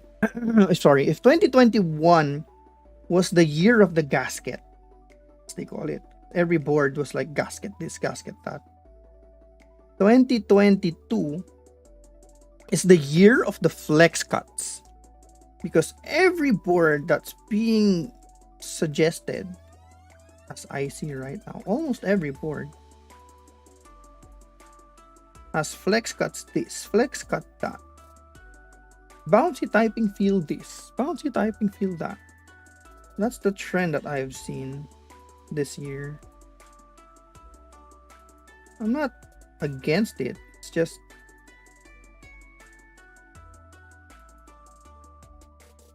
mixed boards. It makes you appreciate the old school top mounts. Like the TGR Janes, which is why I guess they still hold value. I have to go now. I'm gonna play ranked Dota. Thanks for streaming. It was nice listening to the discussions. Thanks, Noobly. Have fun with Dota. Hope you don't end up with toxic teammates. Good luck on the ranked. And thanks for dropping by the stream. Hope you have a great time. Hope the conversation was engaging and insightful, as I always try to make my conversations. And we'll see you later.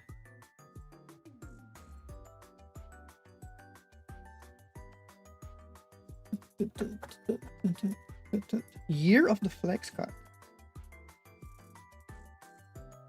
What's the brand of soldering lead? Yep, unleaded. Yeah, it's unleaded. I don't know what the brand is. It's rubbed off.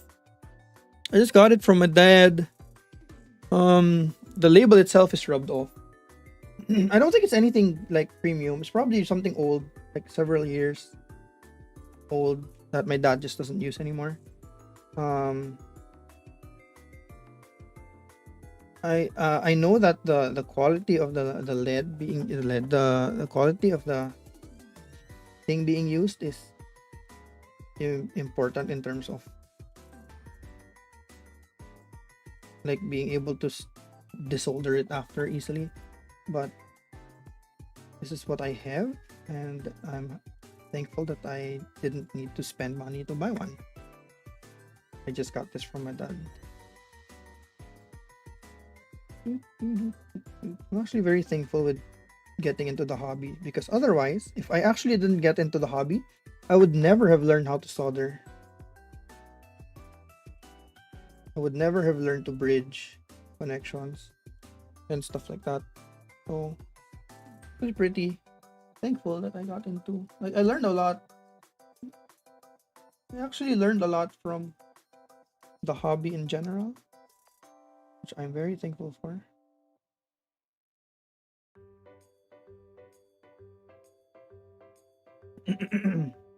Makes me wonder what next year is going to bring. Like which company is going to be which manufacturer is actually going to be able to change the meta, quote unquote. Because I don't know what comes after Springleaf. Like we've been to Gasket, we've been to, now we're in Flex Cuts and Springleaf. I don't know what else you can do. We also went, funny enough, we also went from Clack to Thok to Pop with the Jelly Epoch. What soldering iron are you using? I don't know what it is. I also got it from my dad.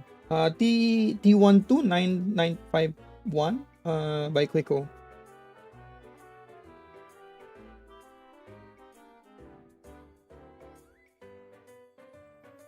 My dad had an extra soldering iron.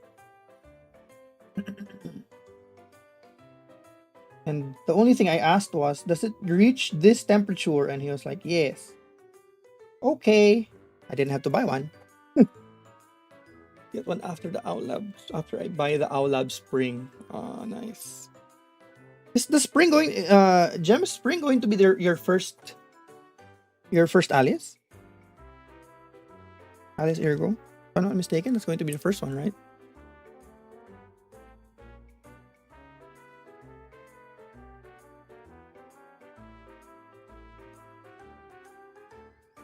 This BGM is nice. I really like this one.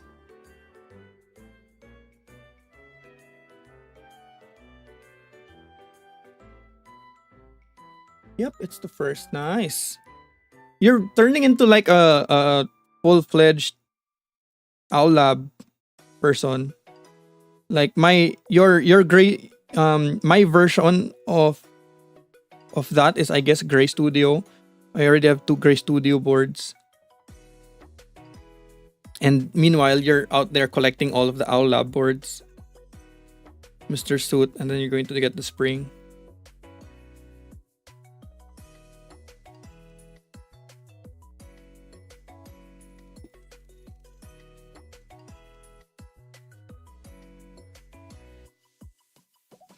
Oh no, I feel like I'm missing something. I'm missing a connection.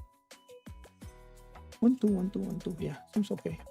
It was delayed to after Chinese New Year. That's actually smart on their end.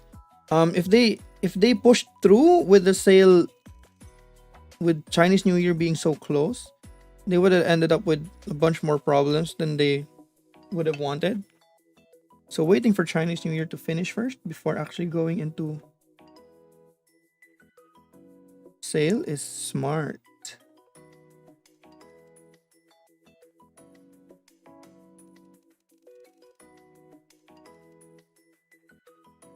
He also has, I know someone who has voice, Mr. Suit and Jelly at the moment. He also has two Mr. Suits.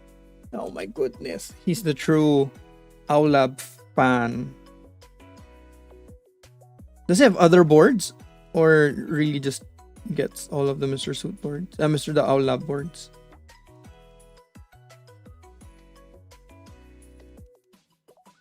You don't have people for sale if they did it before CNY. That is, I guess that's true.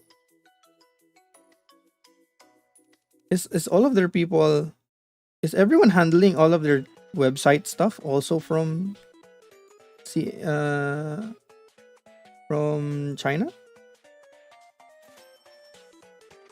That seems like a website thing, isn't it? Like, why would it be detrimental? I guess that's my question.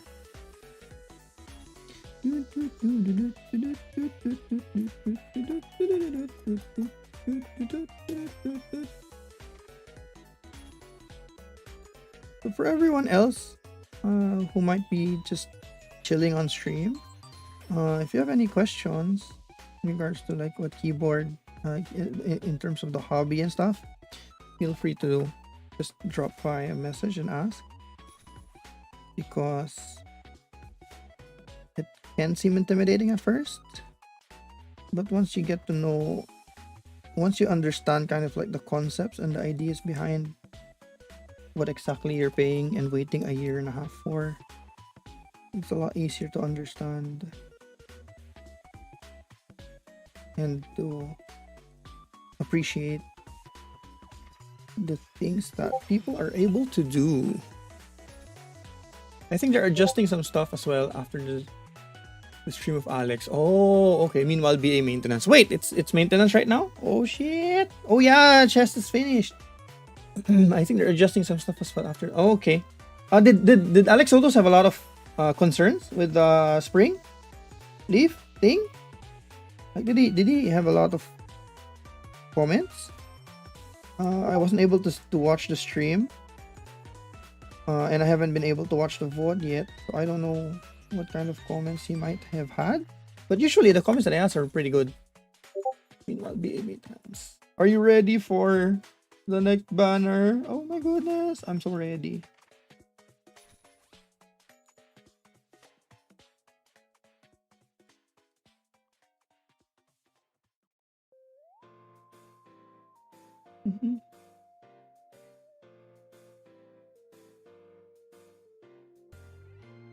Oops.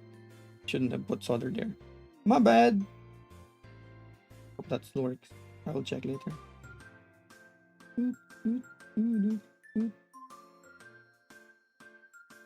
It's okay, Rain. With BA in maintenance, you can just enjoy the BA BGM here. Right? Am I right? Am I right? Does this still work? Yes, it does. Very good. Oh, maintenance over. That's fast. I actually bought a keyboard kit. Ooh, XT, what did you get? What did you get? That's interesting. Feet in the bottom row. Oh, okay. I should probably check that out. What did you get, XT? And how the hell was that just a fast maintenance? What the F? Last row, and then we get to test and hope that nothing broken. Hope that nothing's broken. Actually, if the VOD for this one is decent and not like extremely scuffed audio wise, I might public it afterwards and see what happens.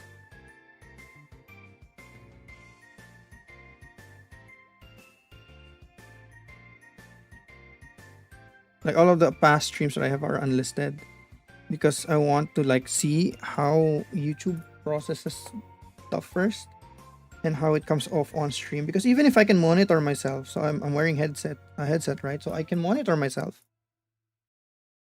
but it always sounds better while I'm monitoring it compared to when I'm hearing it on stream, which is severely annoying. It always sounds so scuffed on VOD. So I want to see it first before I decide to make this public. And if it's stable enough and it's good enough, we might be able to get everything, all succeeding streams, public and listed as well, which would be cool. Makes it easier to catch the stream and talk to you guys. Because God knows I need someone to talk to sometimes.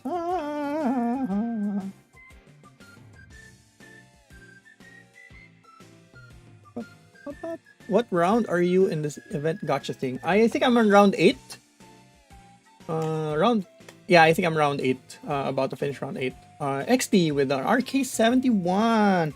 Royal Kluge is actually a pretty good starting brand, despite the fact that their boards are mainly OEM, which means, you know, it's typical GK65, GK, SK and stuff like that. But at least Royal Kluge has like pretty nice stabilizers usually, and they're actually very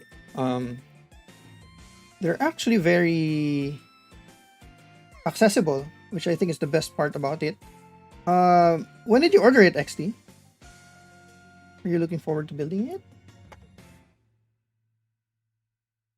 I think that's done. Is it done? I'll do my final checks. 1, 2, 1, 2. 1, 2, 1, 2. And then we'll plug it in and see if it works. Let me just turn this off.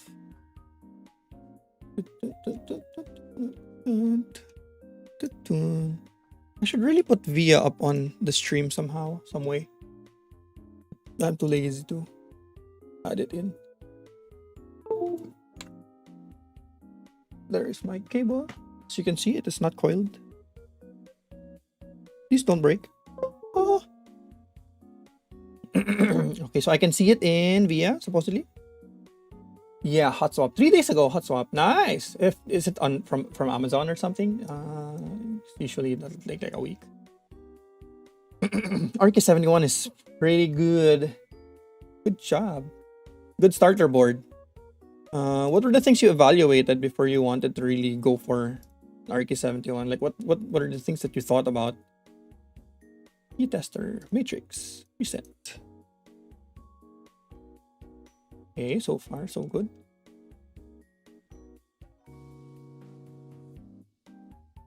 So far so good.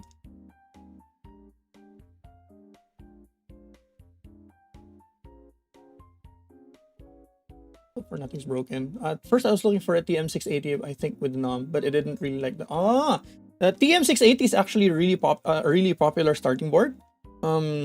Because of that knob. Like the knob, people like having access to the media keys. Oh no, one of it's okay, it's good. People like having that access to that volume. So it's funny that you actually don't like the knob. And yes, TM680 is hit and miss with this PCB. That is correct. I heard, at least. I don't have one myself. But I've heard that there's been some issues with it. Right, split. And we're good. Everything works, everything functions well. Now we get to assemble it. Pretty good, pretty good. Good stream so far. Nothing died, nothing broke, nothing, like all of the stabs seem good. This might be the most unscuffed stream I've had ever. Amazing. The price of the RK71 caught my eye. It's on sale. Yes. There are so many things that you can modify with the RK71. So I would suggest trying it out stock first. Like, don't do anything to it, just use it. Get a feel for how it performs without any modifications, and then when you're like when you start to get a little bit bored or a little bit curious about what stuff is there, that's when I would suggest you start modding it. Um, so I'm gonna use one of them. So that it comes with 2 sheets. Comes with 2 sheets, and I'm gonna be using only one and see how that sounds, how that feels. I'm gonna be lowering the volume a little bit because I'm gonna be starting. I'm gonna start building it up now. Hey, if I just try the lube stabs first before fully modding. I would agree if you already know that you don't like or that you can't stand the rattly stabilizers. But a lot of the time, people don't really know the difference or hear the difference if they lube it right away. So they don't know the difference of good stabs and bad stabs. Oh wow, XD with the lubing stuff already. Nice. Seems like you already know what you want, huh? That's good. Good, good, good.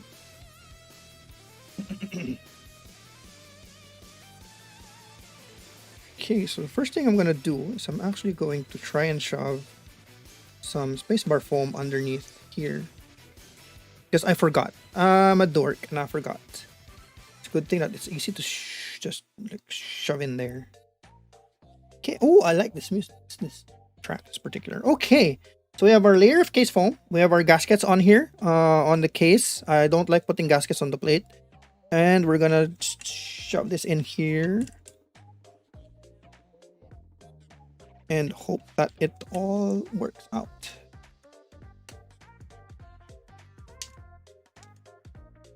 Okay.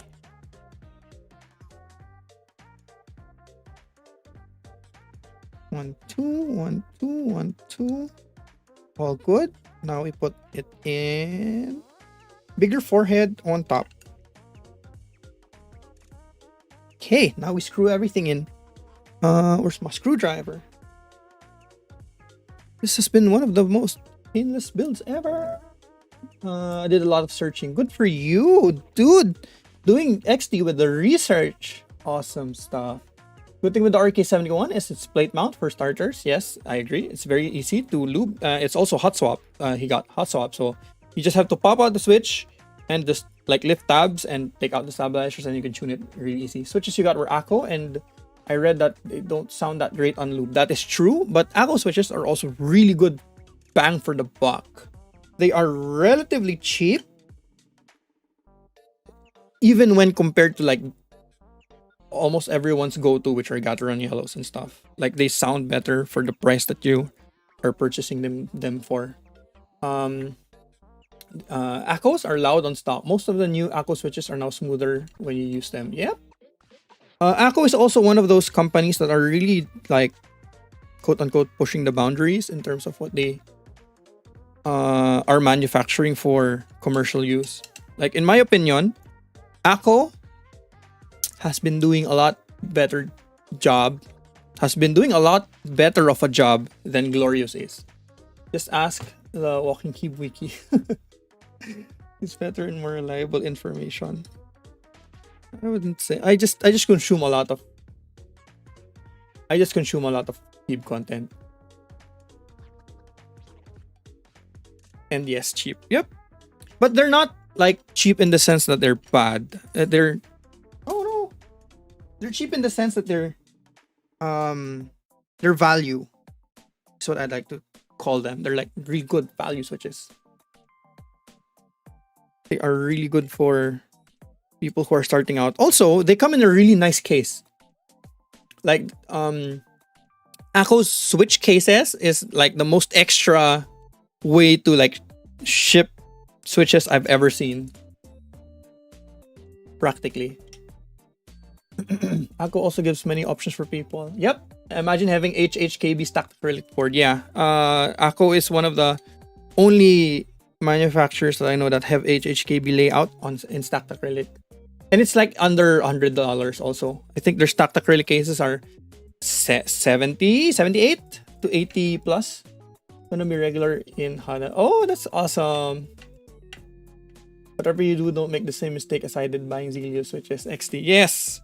Zelios are overpriced for the quality. Back then, like 5 years ago, Zelios was top tier, top notch.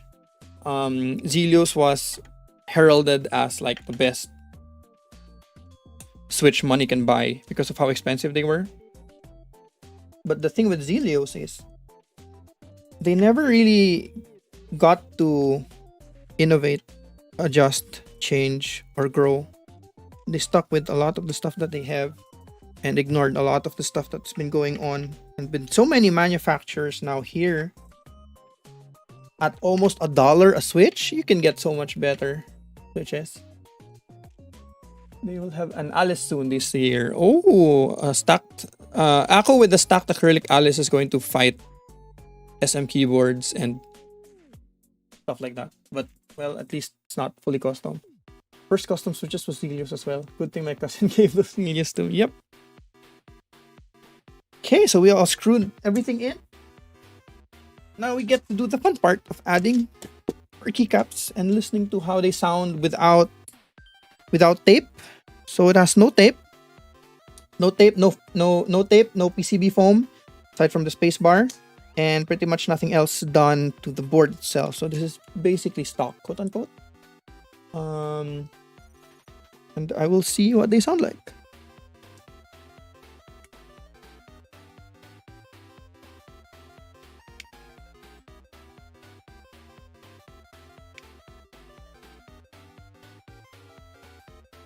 Oof. That sounds a little, yeah, I am hearing a little bit of hollowness. But we'll see as we put more IG Celios. Gonna go into my no-buy list. I would say it would be I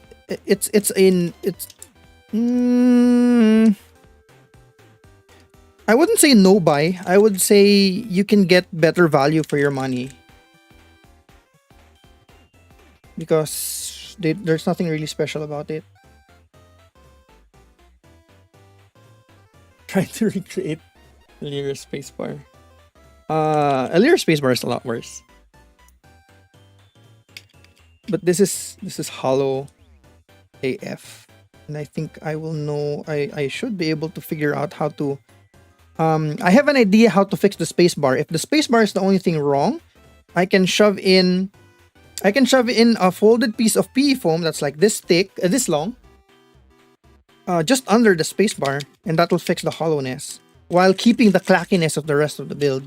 So we'll see what the other keys sound like first before we absolutely neuter it with foam.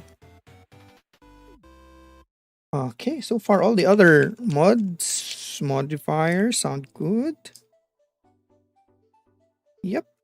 Everything actually sounds good. Shove tissue paper in. You'd be surprised. There's actually a mod to paper towel, like a folded piece of paper towel, like inside the board to act as the dampener. If you want solid tactiles nowadays, get Bobo U40s. I would say you would want Bobo U40s if you want a really hard tactile experience, but I wouldn't say they're like the good tactiles, like good tactiles.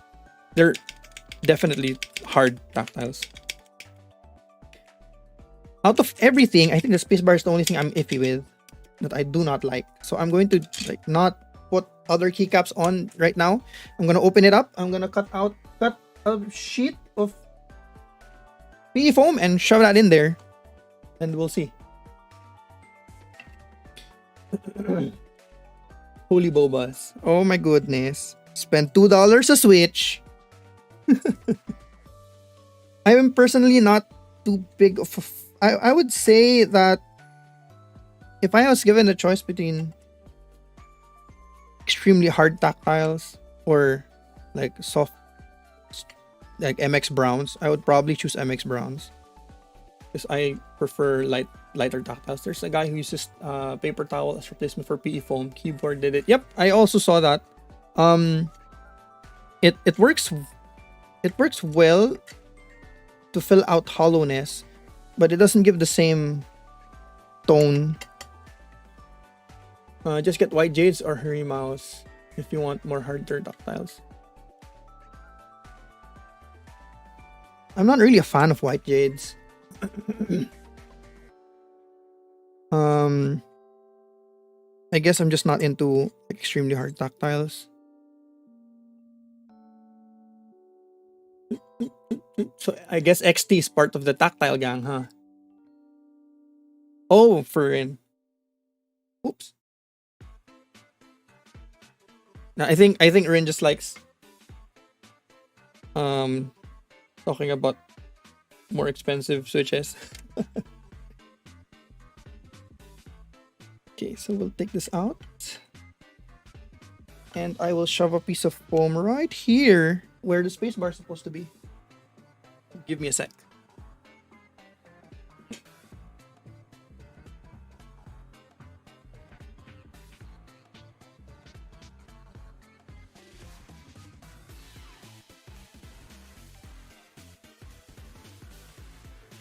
One of the signs you know that the house you're in is a keyboard nerd is if they keep all of their PE foam from when they buy stuff.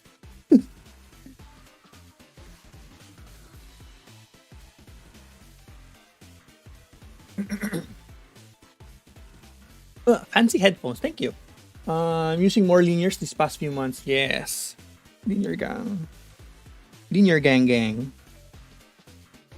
So the question is, how are we going to attach it? Get it to fit. So that goes there. If this doesn't work, we can always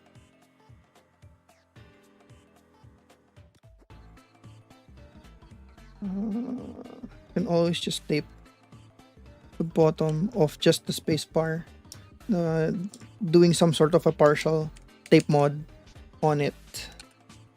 Okay, so we can test this out. I'll try not screwing it in first and see. That already sounds so much better. Oh, Jesus Christ. I am so satisfied.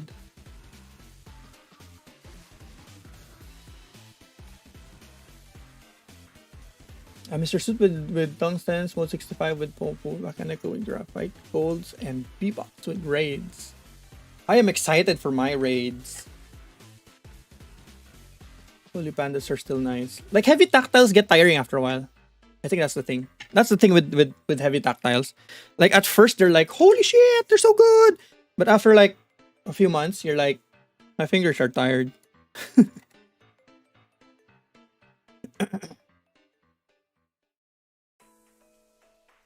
Okay, so I think we fixed the hollowness problem. And for what? We just cut a piece of foam. I am happy. I will turn off the filters and stuff later for our typing test. You're gonna hear like a bunch of humming because my PC is right here. Oh shit! Because my PC is right here. Good thing it hit the desk mat. My PC is right here, so you're gonna be hearing the hum of it, I guess. Depends on how sensitive I guess the microphone is, but I'm gonna be turning off the filters and everything. And we should be in for a pretty cool ride. Toph going to turn off the voice changer. Yeah, I'm gonna turn off the voice changer. You're gonna hear my real voice. Just like we was. Yeah, I agree with you. For prolonged usage, hard tactiles are not that good. Yep, I rotate my hard tactiles. I can barely use it for a week.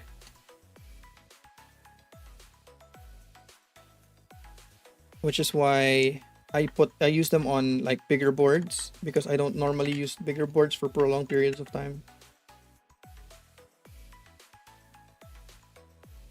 Sounds really nice and crispy. Mods are clean. Everything else sounds great. We are now going to add in the other modifiers. So far, looking good. I need to get my step caps.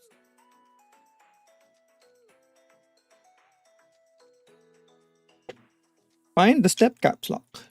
Is it here? I see. There it is. Step caps lock. I just use my boards with white jades and her mouse when I miss them. Using the boards in linear set is more. And for that, I will say You are a man of culture as well. Welcome to the linear guy. Gasp! Imagine to sounding like Subaru. And just suddenly like squawk. Or imagine me sounding like Screaming Crony. That'd be hilarious. Oh my goodness, this actually sounds pretty good. Holy fuck.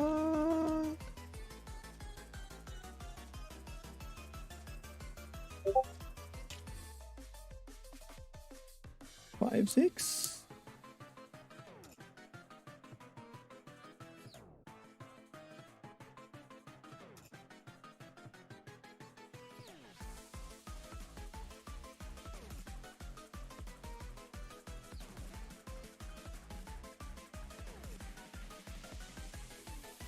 Yeah, the number was fine. I thought for a second there I was starting to sound a little bit. Oh, short shift. I was thinking if I should shove another piece of foam under the number key, number row, but it sounds fine. Short shift. There's my short shift. Because we didn't put a stabilizer there. And then we're gonna get my function key. FN. Is it the right row? Yep. It's looking pretty good already. Look at that. Not gonna lie, I think that looks really nice.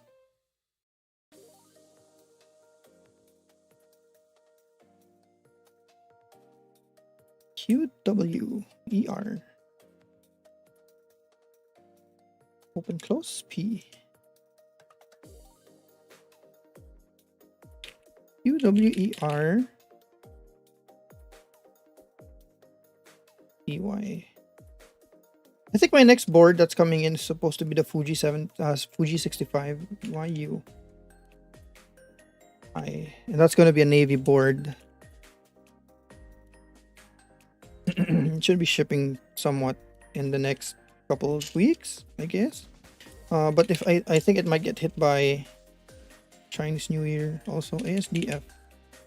So that might mean it will be delayed until March. So probably not going to be building anything new between now and March, possibly. But if people are enjoying the stream so far, and then I wouldn't mind streaming for other stuff. I just used my board. The layout with the 1.75 right shift and FN looks really nice for 60s. I agree. Like that, I think that looks clean, in my opinion, with that.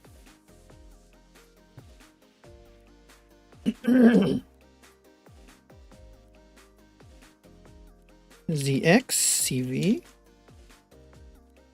You think I'd memorize this by now, but the bottom row still confuses me. BNM open close. Question mark. Dude, this looks clean AF. Holy. Step caps is hard. Yes. I was actually trying to decide what to do with the caps. If I wanted steps or not before soldering it. But I figured it's not symmetrical. I'm using full backspace. And I can't get the bottom row to be symmetrical because I don't have a 6U spacebar with a 6U wire. So I might as well embrace the not symmetricalness of it. Troll your friends, switch their M and N keys. Dude, I've had days where my S and D and my M and N were swapped. And I never noticed because I never really look at my keyboard when I type. Okay. Sounds good. Now we put that to the side. And we'll try... Let me try to... I already have Typing Works open. So now we'll do monkey. Okay, so let me just turn off all of the filters. First off, we need to turn off our music. So I will turn that off. And I will turn the I'll turn the oh I'll turn the noise suppression off. So now, okay, there, everything's closed. So now this is live feed.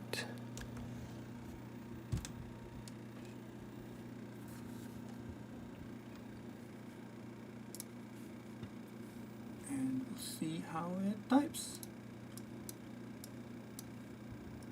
You can hear all the mouse clicks. Good lord.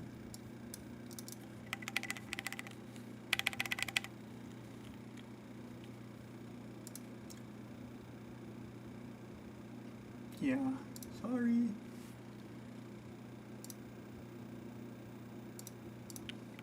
Time 30. Okay.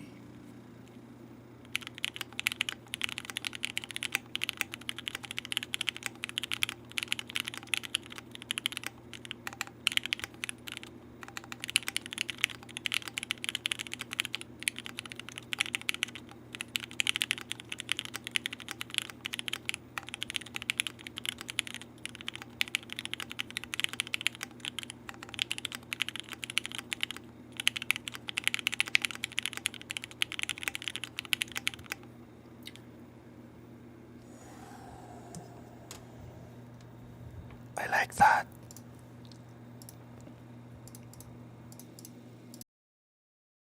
Okay, so I actually really like that. It sounds really nice. So these are what the mods sound like. Let me just swap it back. So these are the mods. Let me open a notepad.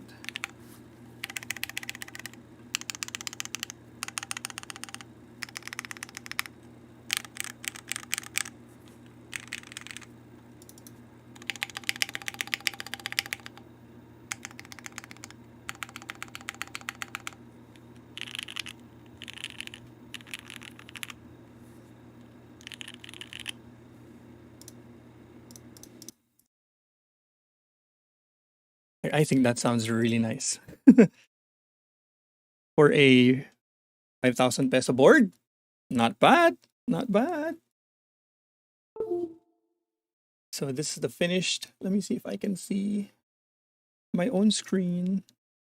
Let me just turn back on our music and bring up my OBS and look. Like, I'd say that looks really clean, really nice. Very, very simple. No bells, no whistles. The only thing I did different, quote unquote different, was just put a little bit of foam on the spacebar underneath, and everything else about it sounds, feels great. We'll see how flexy.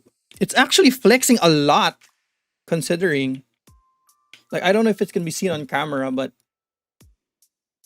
that's actually flexible and feels nice. Like when I was using it to type earlier, it actually felt nice. Like the whole thing is just bouncing. The plate, the softer plate, combined with thicker gaskets, combined with like not overloading in the board itself with foam, allows it to flex. I love it. I am very happy. So for 5,000 pesos, I'd say that was a really good board. That's a workhorse of a board. So I guess that's the stream. We're done. That this is the most like least. This is the least scuffed stream I've had, in a very long time. I think ever. Thanks to everyone that dropped by. I hope you all enjoyed the conversations and the audio, that we were able to share, and the music, the BGM hopefully is nice. So I'll end the stream with showing off the. So that's the side profile. I like that it's not just a regular rectangle. Debut when I don't know. I might consider getting like a talking avatar at least. And the side profile and the board in front and top. What I like about this is the bezel is actually visible from the top, so it doesn't look boring. That's the biggest bonus for me. It does not look boring.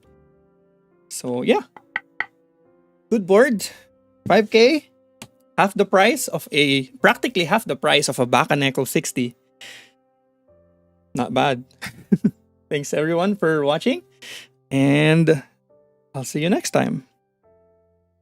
I can still picture top streaming with a keyboard based avatar. Someday, Rin, someday we'll see. Thanks everyone. Have a wonderful evening. Bye.